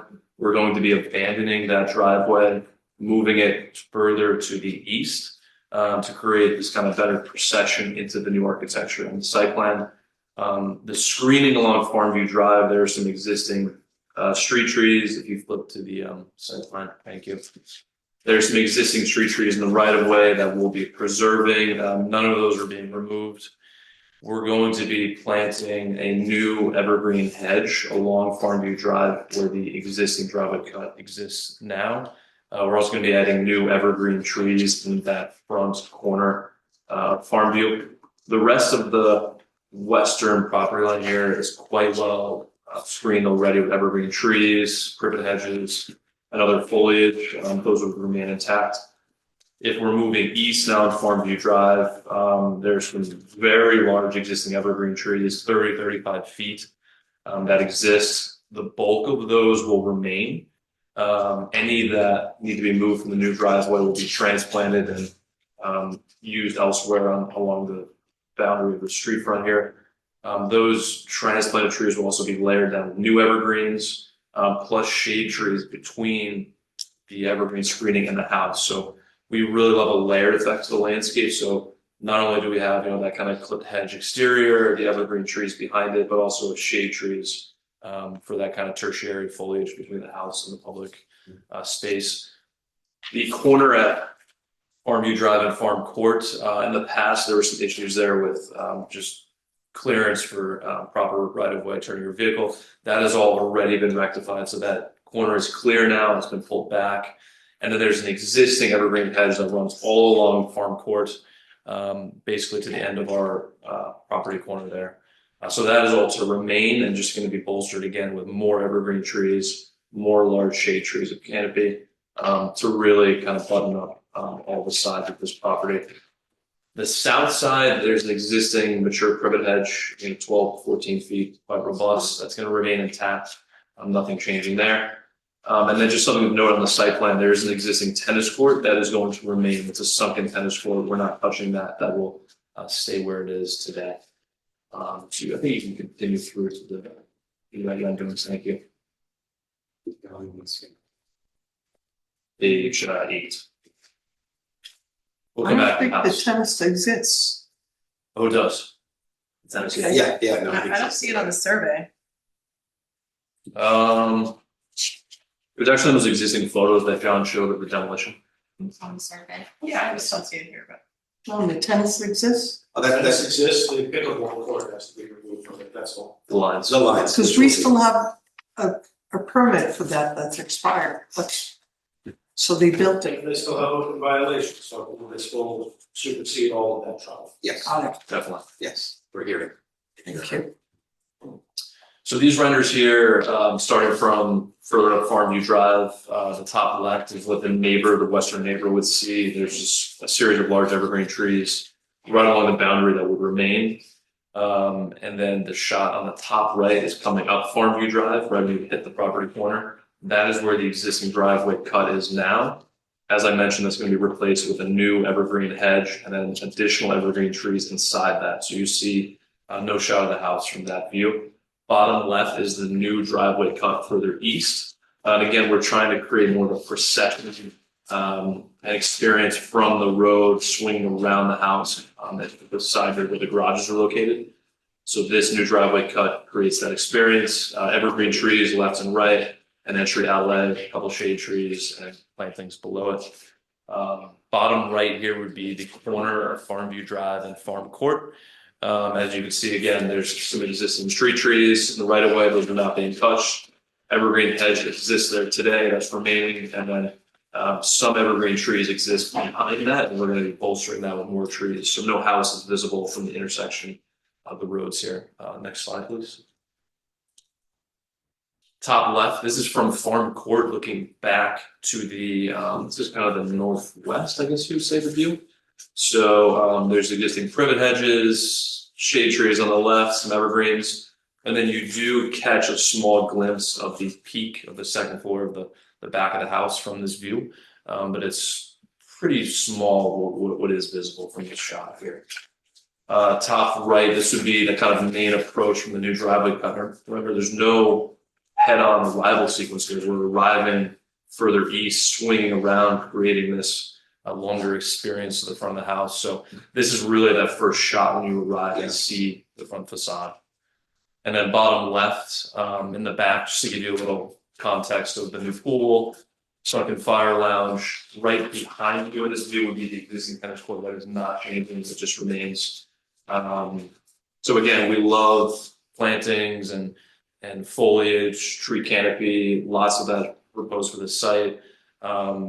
Some areas of lawn for the family and their children for recreation, but then a huge amount of plantings are going back on this property. It's really a sizable reduction in the conditions out there.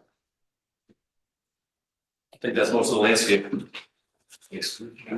Sorry, before you go, maybe can you just clarify the corner where Farmview meets Farm Court, because there's evergreen trees there, but where's the privet now, or you're adding privet now and that tree there? So that tree that is all the way out on the closest to the road is an existing tree in the right of way. That's just going to remain just street tree, not touching that. And then previously there was hedging and a fence in that view shed for turning safety. So we pulled all that back already, and that meets the code for the triangle vision there. So that all exists pretty much in the corner. We're gonna add a few more evergreens, but the actual 10-foot hedge is already there. Okay, and so what is this view here? That's from the western neighbor. So if you look at page 2 of the site plan, Yes. That's just the view of what the neighbor would see from their front yard there.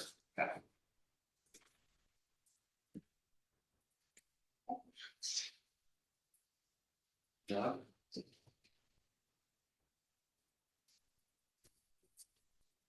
I think it would be nice to start on page 7, please, the exterior elevations. So this was a fun journey designing this project with the clients. I really enjoyed the process. At one point, we actually had, we like to, in my firm, sort of label different plans that are competing with each other when we're exploring schematic design. This one was initially labeled Inside Out, which was all about the nuance between bringing the exterior gardens into the house with a focus on really creating a large predominant amount of the transparency towards the grounding element, right? Making the second story, which even with the site photos that you've seen are hard to see from the streetscape, still grounding the house and creating more of a traditional roof line embedded in more English cottage design like you would see. This particular asymmetrical roof lines, grounding effect, something that was really, we felt was indeed special to Sagaponic, and light in terms of the overall mass and the architecture. In terms of the glazing, which we'll go through in a little bit, bringing in the divided lights to the overarching glazing in this was very important to us as well. And also, if I go to the floor plan in a little bit, a lot of the glazing that you see in these exterior elevations are sort of embedded towards the center core of the building. And we'll see that when we go to the plan. But a lot of the exterior materials that you see here, white stucco on the facades with a collaboration of cedar batten designs and cedar shingles. We're actually gonna, it's Yeah, okay. and we have all Materials. pieces of these. If you got them up there, we're happy to bring. So I think it's important for you to see these. And then it's. The majority of the house has channeled siding in Alaskan yellow cedar. This piece here is meant to show you how all of the cedars will naturally blend. We're not going to paint these, we're not going to stain them. This is the color we will realize at the end of the project. Also, This is the windows.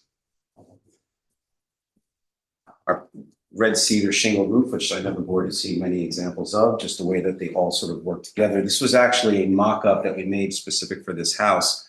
And again, I'm sure the board has seen this before, but a series of our battens that work off of this siding profile. So for instance, as we look at this house here, when we start to see both vertical and horizontal sections of the Alaskan yellow cedar, that's this particular profile here. And then the actual battens stretch over the glass. Now, not to say that you won't see the glass and avoid parts of this, but this thickness of material is true to scale for this particular house. All going to this gray silver color. And then the majority of the exterior fenestrations, this is the sample of the stucco that we have, with also this microplaster that you can see on areas where the arches are. So in the front elevation, the actual sort of masonry interpretation of the arched entry, this is all that microplaster finish. All of the chimneys have this microplaster finish. And around the entire facade, you can see a hint of stone, which is that Champlain granite that's right here on the floor. So while the Alaskan yellow seems to be contrasting to the overall palette when it's weathered, we should have a very nice blending of earthy tones and solids. Very helpful, thank you. Of course. And this is the color of the windows, more of an inspired bronze. Right here. That's gonna be for what? For the window frames. And what is the color? The color is RAL.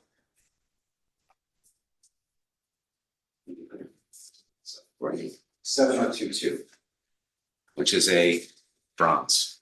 And if you would, tell me the colors of the other two, the stucco and the micro, please. Yeah.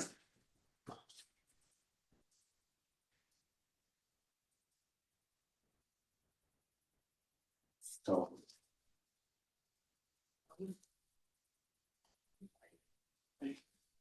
And this is a custom color. We're actually, we call that a buff pad color.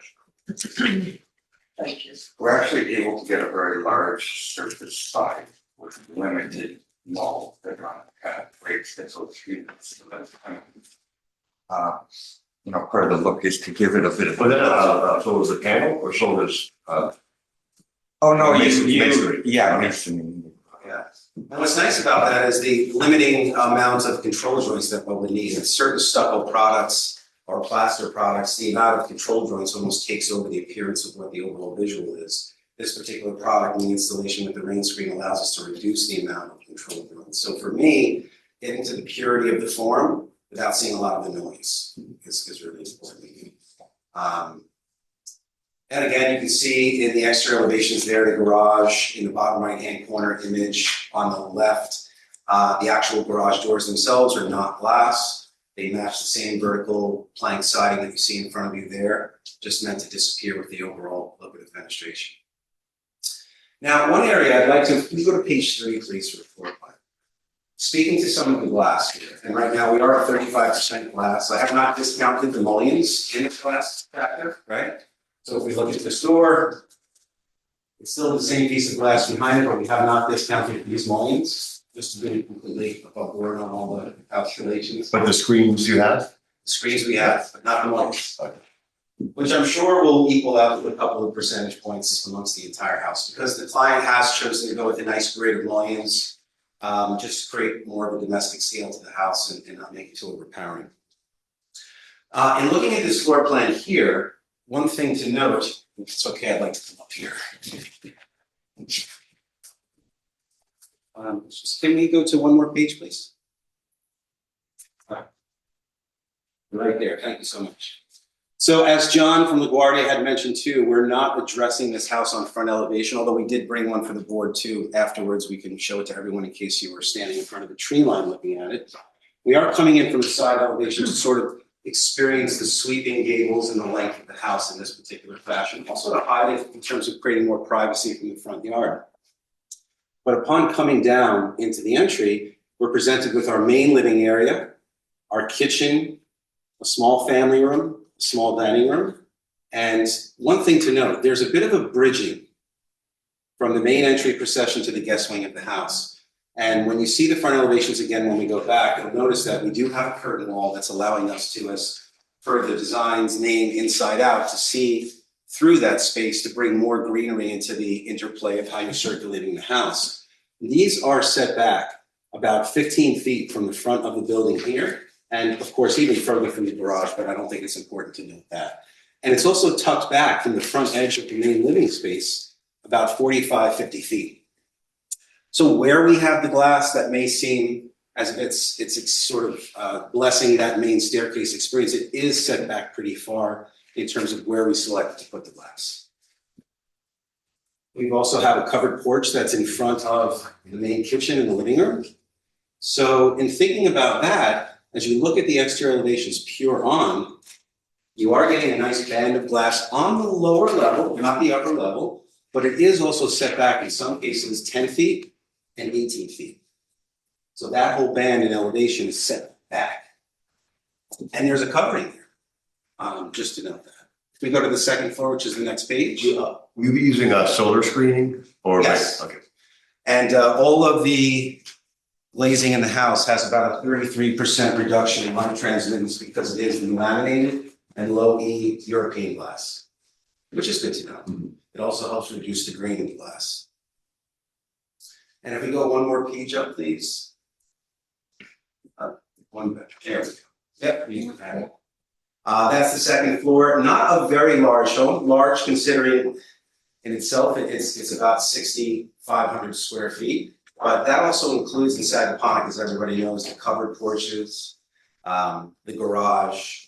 So all in all, the house in itself is not that large in terms of its touching the footprint of the property and trying to allow enough front yard, enough rear yard, so that anybody who is driving in the local area looking at the home does not feel like it's overpowering. And I think that the really curved roof lines that we've done and those long sweeping asymmetrical roof lines help ground the house. That was one of the biggest challenges. Let's just see, there's also some nighttime shots. If we go to page 11, please. Just to show that to the board. The upper right-hand corner is another close-up on the driveway procession. Quite haven't hit the front door yet, still on approach. John from LaGuardia had noted the bottom left-hand corner image was from the pool terrace looking back towards the double gables on the main house. And the bottom right-hand corner is a third shot as well. Next page. Oh, is that the last page? Mm-hmm. And we also have, can I hand out this for elevations here? Yeah, thank you. While again, we don't enter the property right from Farmview Drive, we thought we'd take a rendering picture so everybody can see the overall composition of the architecture from a pure elevation, as if your back was tucked up against the evergreen tree line. It's okay, we can't have a copy. Yeah, and I Would you like a copy? Yes, partly, you know, we've been trying to be very sensitive to the balance of how much glass, how much light. You know, the materials are very elegant, sophisticated. And I think that, you know, we really tried to make an attempt at, you know, making it a very balanced and enlightening house without feeling, you know, brutalist at all or kind of modern. You know, it's out of its own place. Yeah. Is the sort of inverse dormer windows, is that common in your architectural vernacular? It can be in this particular style, yes. Yeah. It's sort of a moment that I've helped, you know, sort of add to my collective works. Yeah. And what's the horizontal floor surface where the I guess There's an example. In this dormer? Yep. So this is wood here? Inside that dormer, on a small pitch to the window, is zinc coated copper. Okay, pitch down for drainage. Pitch down for drainage, very similar to any trade roof that you see, especially, when you have a window set back into the form, just a nice silver tone and zinc coated copper. Yeah. And, aesthetically, I think it helps with the overall arts and crafts illusion of this house in terms of it being a little bit more like that, but it also provides more light into a space without showing the glass. Yeah. But even all of those dormers are factored into our glass calculations, but so many of them are hidden back in the roof line. Again, just a delicate interpretation of that balance. Yeah. Thank you for noticing that. I'm very excited about this. It's very, the sweeping roof lines, I think, and the grounding effect of it, I think are going to be great for Sagaponic, the board. Do you have renderings of the other side, the back side of the house, or is this just? We have the one rendering on the bottom left-hand corner, and then all the exterior elevations rendered in more of a watercolor, which we have on the corresponding pages. Yeah. Yeah.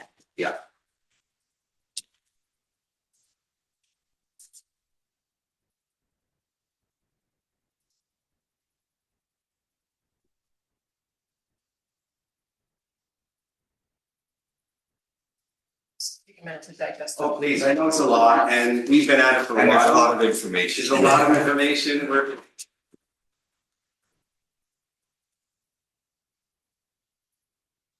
It has almost like a neo shingle style element to it, right? It's sort of asymmetrical things, parts of, like you said, sort of English country and like Charlie McIntosh stuff.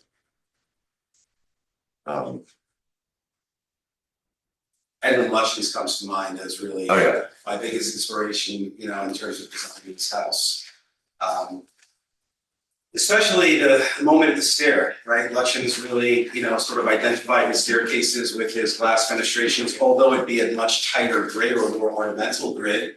I think we've kind of highlighted that a bit with the glass area in front of the staircase in this particular home. Although I guess if you find a more contemporary way to look at it, we've traded some of the ornamental divides with a full set of divides, everything on the second floor from top to the mid rail. Yeah. So it really, the illusion of the glass goes away, and it's just really all this silver.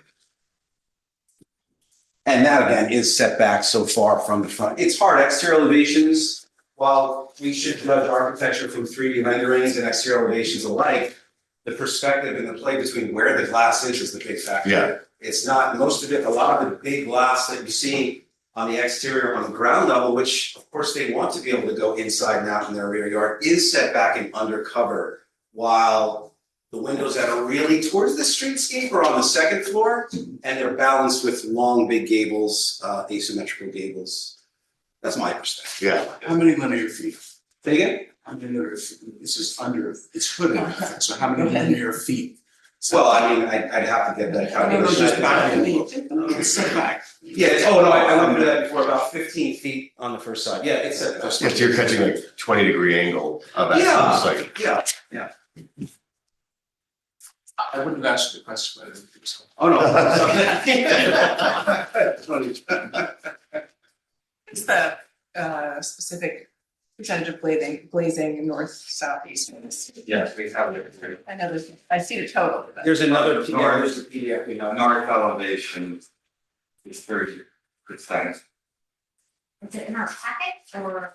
it's on a separate PDF though. Oh, okay. And you should have. I have it here if you.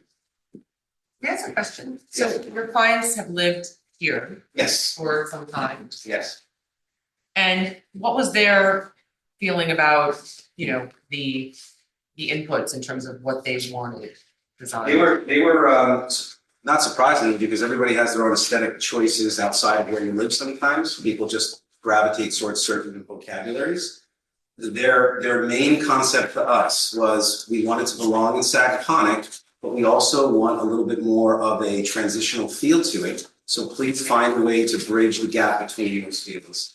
And we had started in designing 3 different options. I like to again, during schematic design, we never approach one design. We almost have a design competition within my own walls of my office. And this was the one that sort of led the charge after a few. We labeled all of them. This was inside out.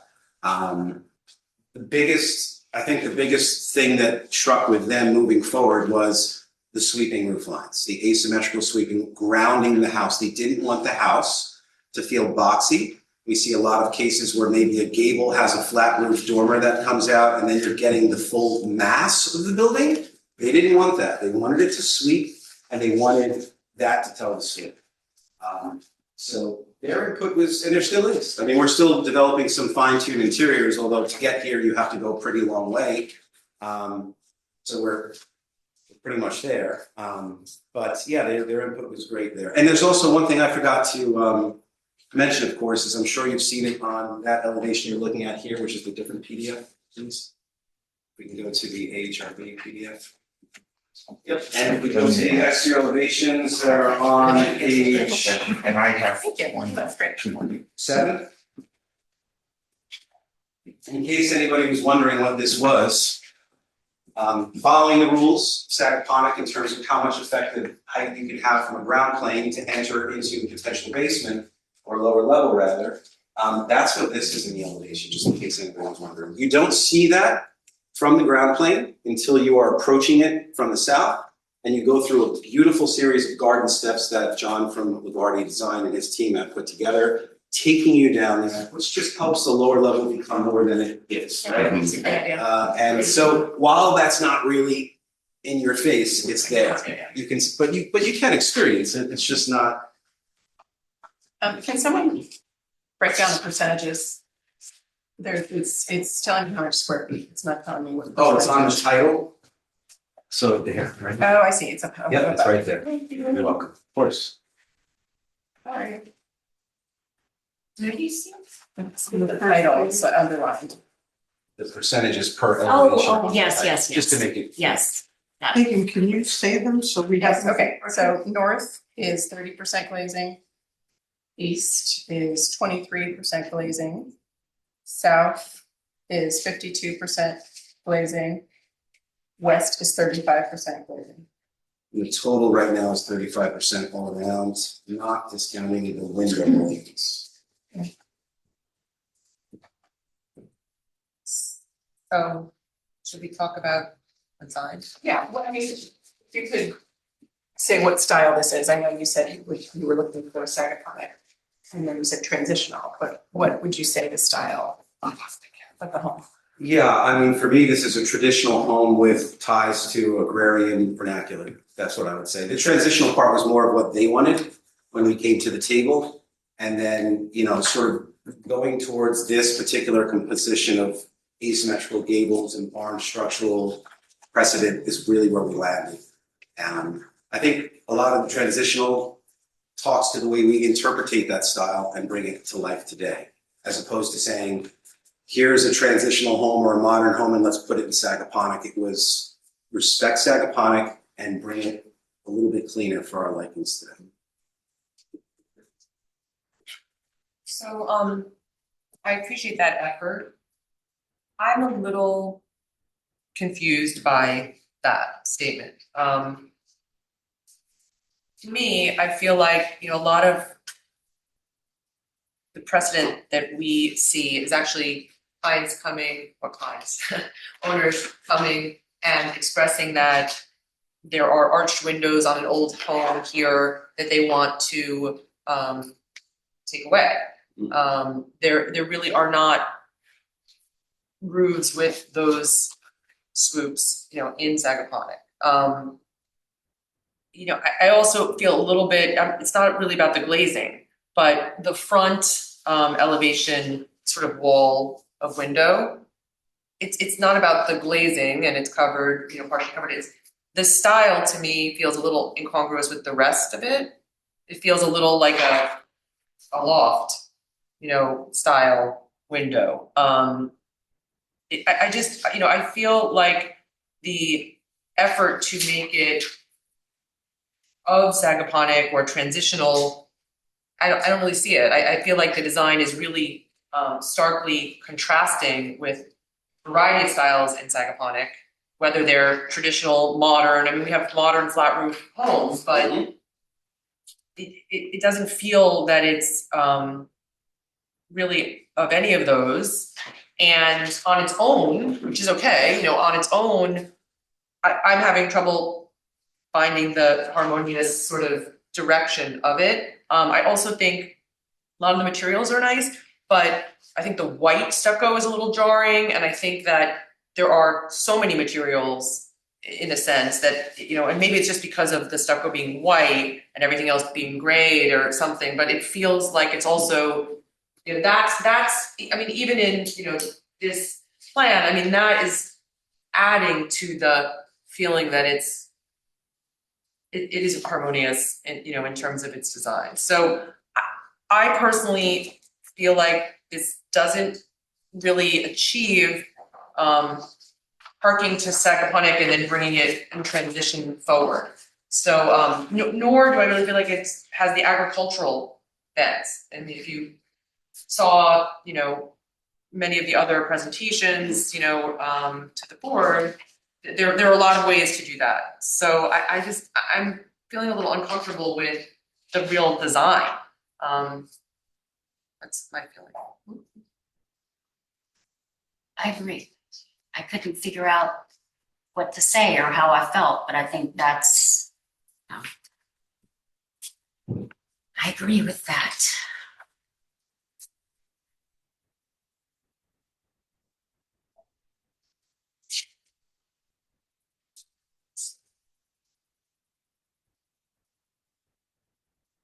Yeah, I think the fenestration just is empirically an issue, sort of sets a precedent.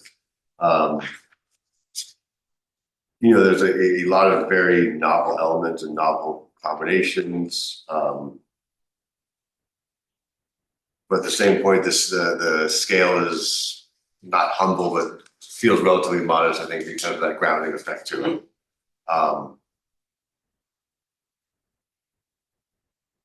I think it's a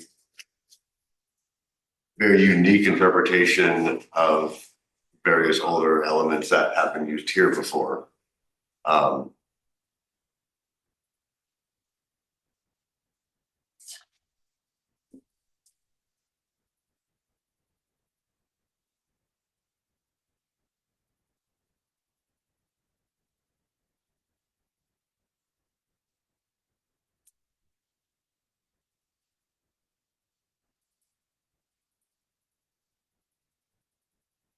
So the rest of the board has issues well beyond the fenestration. What? Because all the, just the level windows too, and the 50% for that. Yeah, that, yes, the glazing is definitely on the higher end of things. And like, So we're putting that second. you know. Yeah. I mean, the overall, granted, you're seeing materials in front of you on the table, but with them all getting to that silver color there's a lot more of a uniform collection of materials here. I don't want it to seem as if it's sporadic or confusing. It's not. No, I'm just trying to. It's not confusing. I don't think that's really bad. No. I would just bring up that maybe that with what Tony said is, you know, with all the different sort of novel combinations, maybe that just adds to it, that there are a lot of combinations in that as well. So I'm not telling you how to, you know, design. No, that's okay. This is also, it's interesting because I think if you think about the gables, these are the predominant structures that have stucco on, right? So if we just approach it from an understanding of the simplicity of the elements. So the gables themselves have the stucco, all of the grounding effect of the house, okay, aside from gables that are bringing itself down to the ground plane, are all the cedar. So in terms of sort of playing with that sort of chiaroscuro shading effect, which is hard to appreciate in elevation and more in perspective because so much is pushed and pulled back. That's where I think the simplicity of the material is. And then the entire second floor almost appears as if it's just cedar shingle because the majority of the house on the second floor plane, the most visible plane on the home presented, is mostly all cedar shingle, which will also silver out. Maybe that's what's novel. It almost feels reversed, like that the gables should be the cedar shingles and the maybe a straight portion should be a stucco. But I still think that again, just to me. That's my favorite part about design. Everybody has a different, the question is it within the character of the neighborhood in terms of the collection of materials? I don't think so.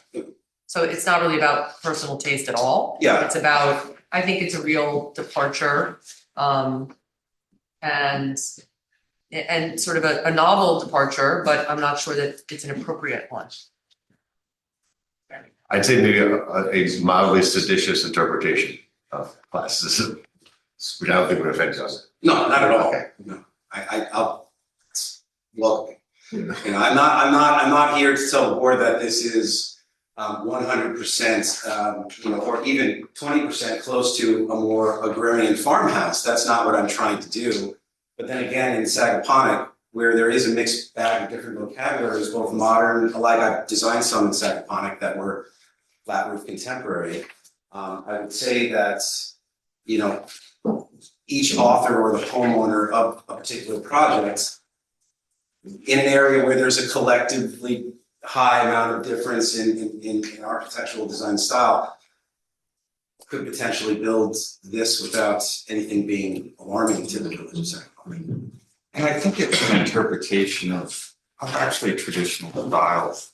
I mean, I know it might take a while to get over that first, this isn't traditional, but it's an interpretation. We're creators, we're designers, and this is how we see a delicate balance of the more modern homes in the neighborhood mixed with, more traditional. It's not either or. I agree, there's a way to combine them. But I think, I agree, I don't know if it's completely working right now with the modern elements. I do like the sweeping roofs. I just think it needs some more cohesive.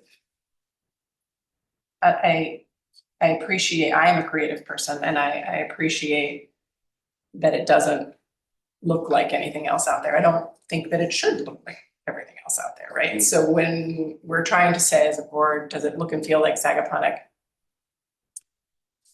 That's the goal, that's our goal, not please do exactly what everybody else is doing in Sagaponic, because you're right, there are so many different styles in Sagaponic, and that makes our job challenging, right? Of course, yeah. So I think that's my, Emily, do you have any thoughts? No, I think everybody's expressed it the same. I feel the same. Let me just ask you this, looking at this right here, is this attached to the house? Or Yes, that is the attached garage right here. Okay. So I think, This one here and this one. did you get your question? Yeah. I think if you wouldn't mind coming back with something a little bit more cohesive and appreciating the elements individually, I think we can all appreciate the elements individually.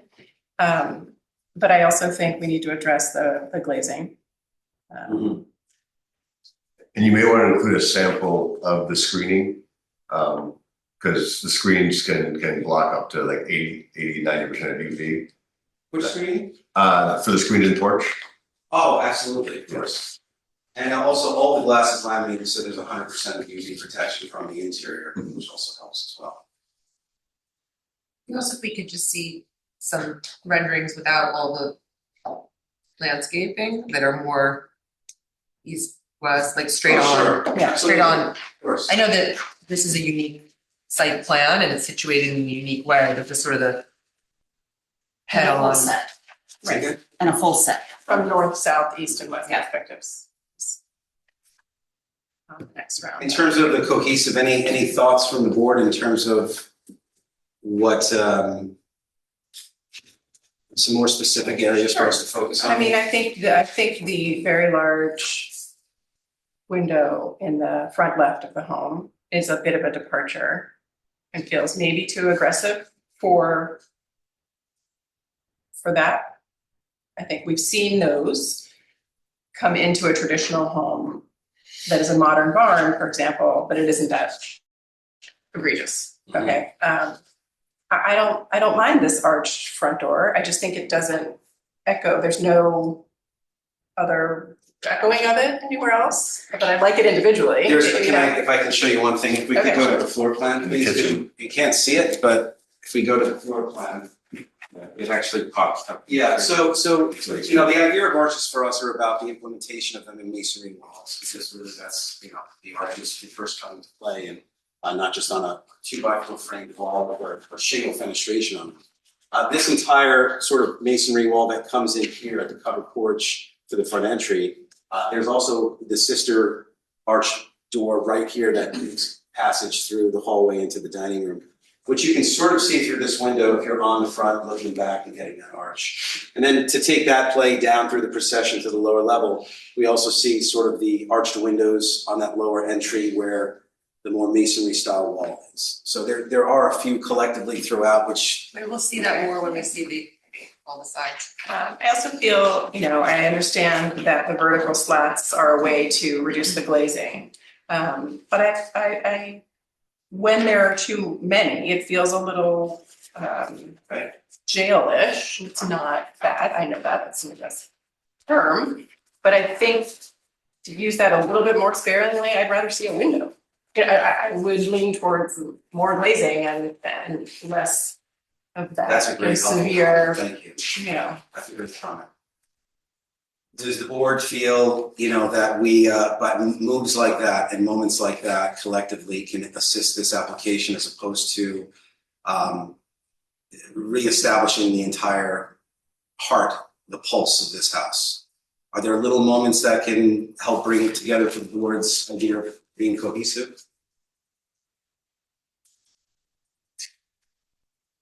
We're working off gable forms, traditional forms, creating a bit of an edge to it with our transitional thinking.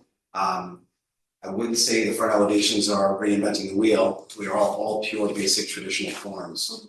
Is there a bridge to making the board satisfied and as opposed to really looking at forms of the building? I don't have an issue with the forms. Okay. And the sort of ski jump dormer with the transom window. That's definitely a strong deviation. No, that's not, there's no transom window there. Oh, no? There's not? No, that's not a transom. Oh, I thought it was a little pillbox. No, that. What is? That's on purpose. Can we go? That's the dormer. Yeah, can we? Oh, that's the No, he's talking about this. Can you go to the elevations, please? That's the overhang. Oh, okay. Yeah, let's just go to the elevations. Yeah, that's a shaded overhang It right would be there. the previous pages. Keep going, please. Keep going. Yep, right there. Thank you so much. No, there's no transom there. Okay. That's like an optical illusion. This is all that is a cedar board that harnesses the vertical cedar planking. That's all that is. That must be a hidden operation. So that's horizontal or is It it must be a facial? 3D element that needs to be, the layer needs to be. Gotcha. Yeah, Yeah. we would never put a transom to, that wouldn't be. I was, No, there's no transom. No, I was just confused. Which part? The here. Yeah, no, what we were looking at here was, you can see it more see here. this right here, that black box there? Yeah, That's it not just supposed to be- sticks over. Yeah. All that- And that's the shadow. These are just cedar boards that cap the roof right there. The actual wall, that's all that is, they're not. Is it popping up? It's popping up a little, yes. Yes, it's the roof. Yeah, of I that think, building. I think it will all become a little clearer once we have the renderings of the sides of the home. And then we can make sense of the dimensional. Absolutely, and just any parting, go ahead. I just wanted to ask you that I'm still having a hard time figuring it. So this over here, this is the garage. Yes, When I look at this, that's it, right there. so this is, It's in the foreground. If you can go to the first page, please, the site plan. Next page. Thank you so much. Where are we? If this is north, this is the garage right here, front door Okay. over here. okay. Yeah. All right, I see, yeah. Page, it showed up a little one. There's the garage. Okay. Maybe because we don't have like a full set of rendering, we're having a hard time. Not a Really problem. You know what? It figuring sounds like we everything need to out. look at the glazing anyway a little bit and see if we can come to a place of refining some of the glazing that also helps tie the whole vocabulary together. But you like the forms, again, I know you're not committing to anything, but you like the forms in general. And the material palette, in my opinion, is simplified in its terms of its overarching when it's aged. But if the board has any additional comments about something they don't like at all in the material palette, I'll certainly. I like the materials. I think stucco is rare in Sagaponic. I'm not saying it doesn't exist, it does. But the white? Yeah, I mean, it's not really white though. Yeah, I that's can't, pretty natural. these go together to me. It feels white on the printout, but those go together. Essentially, It's lovely. It's sand, it's like sand and I understand. Where's the stone? it's really the, along the bottom of the house. You So- hardly would see it, but where you do, you see You don't want down. to show concrete foundation even for the small water table that we have, so we do have that. It's very small. What is the fireplace material? That is this right Okay. here, stucco, which, you know, we can develop and give it a texture, but tie into the other material. Okay, So. Never mind, I can see right here. This is the decorative stone and then the stucco Yes, is that's the right. one that's the flat one over Correct, there. correct. Okay. It's just hard, you know. No, I understand. It's a complicated. Yeah. Yeah, we've been looking at it for almost a year. I mean, you've all seen it right away. I think these windows need a real overhaul. Okay. I mean, you know, whether it's, I mean, potentially there could be a case where maybe a full course goes away and more of a blending of the materials into it. Or is it or something? more, I mean, I think more. it's a lot. I'm sorry, what were you indicating? This wall, Okay, understood, yep. you know, maybe it's 8, you know, it's something, you know, I think this is. I understand what you're saying. yeah, and I think as long as we can see in the next round without the trees, it's just hard to tell what's going on here and to try and look back and understand that way. But you think the overarching composition is salvageable? Yes. Okay. Definitely. I think most of the deviations Don't ask it again. are sort of quiet, it's a quiet house, I suppose. Well, that being said, I appreciate the board's comments and I'm really happy that you made them and I hope you all have a nice holiday. Thank you. Thank you. Thank you. Oh, that's okay. No Ah. worries. Make a motion to adjourn. I'll second. All in favor? Aye.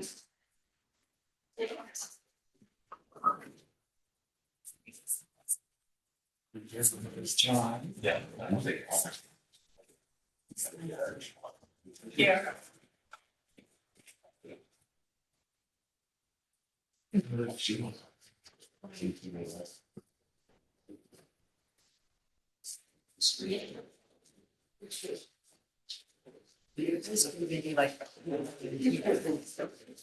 I used to keep all the time, my wife under my car, get all this stuff out.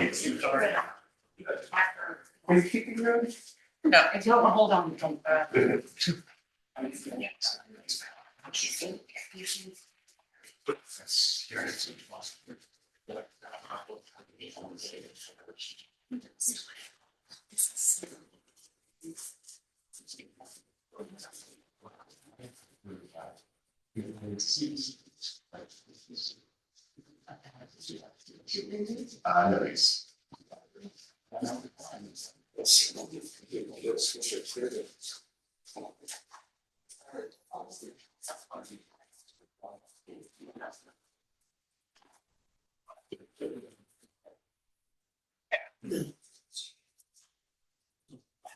What's the knife?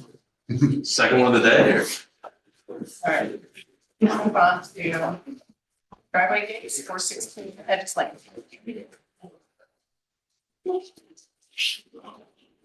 Thank you. Hello again, John Hamilton, principal of Design Design Group. Here to present this application, 416 Hedges Lane, a property that is already under construction, a new house, site plan, landscape, etc. And this application is just for the addition of a driveway gate. The driveway gate would be located at the end of the flag lot. It's off Hedges Lane at in the flagpole. Which is about 640 feet, give or take, from that property line at Hedges Lane to the location of the driveway gate. The driveway gate is supposed to be 4 feet tall. A very simple agrarian pastoral design, actually kind of riffed on from the village's website. Some horizontal boards, columns, all clad in the same mahogany material, which matches the architecture in some areas. The driveway gate is right at the termination of the flagpole, not further into the property, just due to, again, we're trying to maximize plantings. So to put it further into the property, to us, would really kind of create more driveway areas that are needed. So this would be right at the end of the flagpole, 15 feet wide for the fire code access, 4 feet tall, materials I mentioned already. That's about it. Only issue I would have is no turnarounds. I'm always worried about the really angry unemployed UPS guy who reverses like at 40 miles an hour. Me on my bike. Really good point. So I know you don't want to cut into it anyway, but it really wouldn't take much enough for, 3-point turn. We went pretty deep down that road with the clients, and we thought about the same situation, 600 feet down the flag lot. And for a UPS truck, the 3-point turn is actually a huge area. Oh yeah. So it would create almost like this gravel roundabout in front of the house, just a huge amount of paving driveway that just no one needs. We'd rather have it be meadow and plantings and trees. And in my mind, if someone turns onto this driveway from Hedges and you visually see a driveway gate, and maybe you can't get in, you're going to stop there and not end up 600 feet down the road into the property. For guests and people that come to the property routinely, it's just going to be on auto open. Yeah. It's only 4 feet tall. It's not really meant to be like a superimposing thing. So that's how I ended up with the budget into the flagpole. All right, just to be clear, the gate is not near Hedges Lane. Correct. It's way closer to the property. 640 feet off Hedges That's what Lane. I thought, yeah, just because there's a line here and I'm reading very small. Yes. Type, okay.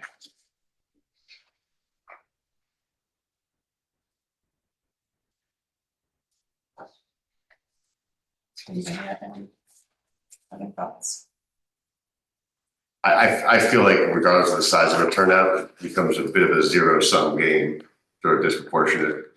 Their aesthetic view for lots of people's potential safety.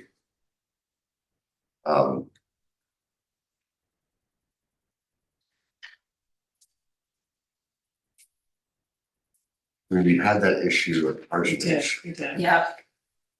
Is there not a gate there now, or there wasn't? It was a vacant lot for this property. Was built. On Hedges? No gate on purpose.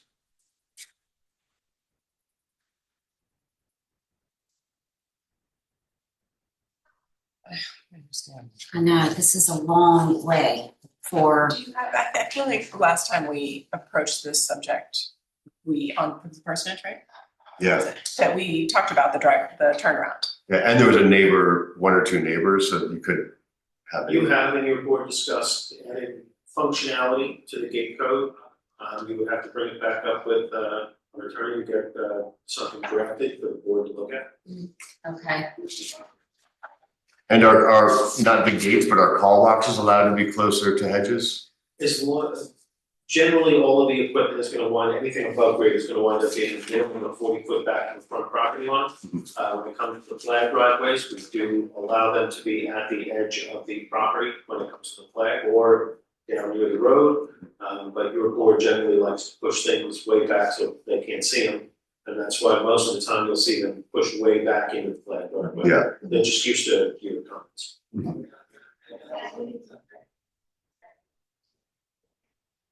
And do you have, this is the only house, or is there another driveway where people can turn around? No, it's just dedicated to this property. Okay.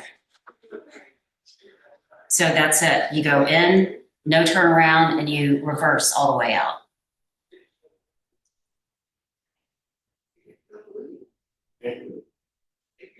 Oh, if your gate's not, if you're not going all the way, But if the UPS truck, let's just say, or any Goes in. truck goes in, they could turn around there If they and make it, drive yeah. out. If the gate opens, The gate's gonna be on auto open from what we've been told by the clients. the gate's gonna what? Be on auto open, so it's just a motion sensor. Oh, that helps. Yeah.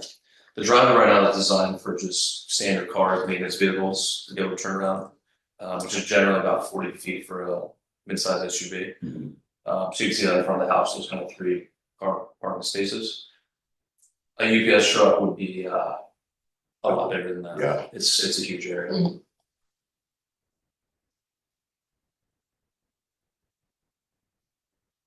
And where are the main family dwellers going to generally park? So there's 3 guest spaces immediately in front of the entry of the house. These 3 here. And then the driveway sweeps around to the back of the house, 3-car garage and overflow parking. And the driveway is just set in kind of these rolling meadows and plantings and a couple trees.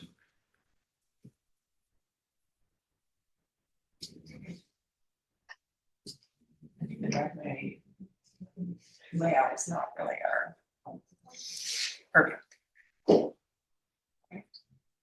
No, I don't think so.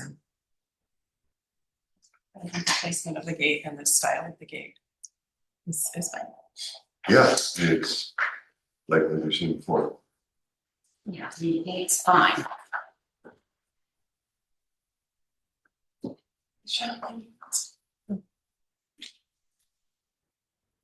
Okay, all right, I'll make a motion to approve the gate. Second. Give you no turnaround? I guess it's not in our purview since I mean, is that true? public safety is, Well, I don't think this board addresses the driveway or the construction of the driveway. You just pass comments on the gate and placement. That's true, right? Okay. But we can have a separate discussion about it. Yeah. Okay. Thank Make a you. motion to approve it, if you seconded, all in favor? Aye. Aye. Okay, thank you. Thank you for your time, sir. Appreciate it. So we should, but if you lost a kid. I know. I know, we gotta, that's so. If it's 2:45 PM on a Thursday, again, the UPS guy's gonna be reversing very fast to get on the road. Yes, yes. I see like it's very big cities here. Yeah, totally. Now it's anybody. Like it's kind of interesting and sort of a similar thing. We have the trucks usually come there. So Yeah, I know, like he's there parking there. But he can't park there too, but like, still, not all that. Did you find interesting? No. It is. It's not. Oh. She's very particular on what she wants to do. Oh, God. So it's very. She's working. That's and my life. What's her of? You wanna go to house, that, What? what? I'm conscious of the like. She's it's fire starter. I'm not a fool. I'm what? Fire starter. Now there's no good newspapers anymore, you need to. There's our fire. They're like, oh, go as far as I can. Or they. You know what I mean? No, let's do videos, okay. Video 2 will be around. I saw it all. Okay. What is the period? It's just kind of in between November and December. I can do that. I'm just not gonna be here on the 22nd. No 22nd for you. No choice. I can be on. I can be online. I can't go, I fly out that day too. Also, it is. I'm in another state, but I can be on a call. This might just be So me and just you, you, me, Rena, and Catherine. right? That's 4. What about Catherine Berry? Is Catherine on the line Not still? anymore. Catherine. Yeah, No, Catherine's we have around. a new alternate. You know, Alexandra. Oh, Yeah, Alexandra, I forgot. Oh, yes, sure. So you got no Tony and no, And no Irina. and no Irina. Are we concerned that there might not be many people in 22nd for the That's right. town board That's what meeting, my for the, concern public- is. public hearing. Well, let's, Yes. let's just choose the committee of two and we'll close the meeting and then we'll discuss. Okay, all right. All that, okay, so committee two will be Megan and. I'll do it. Oh, Or no. no, you, whatever. Why don't we do Alicia and then, since you're not at the December meeting, okay. All right, Megan and Alicia. I know. Okay, I'll make a motion to adjourn the meeting. Second. All in favor? Aye. Thank you.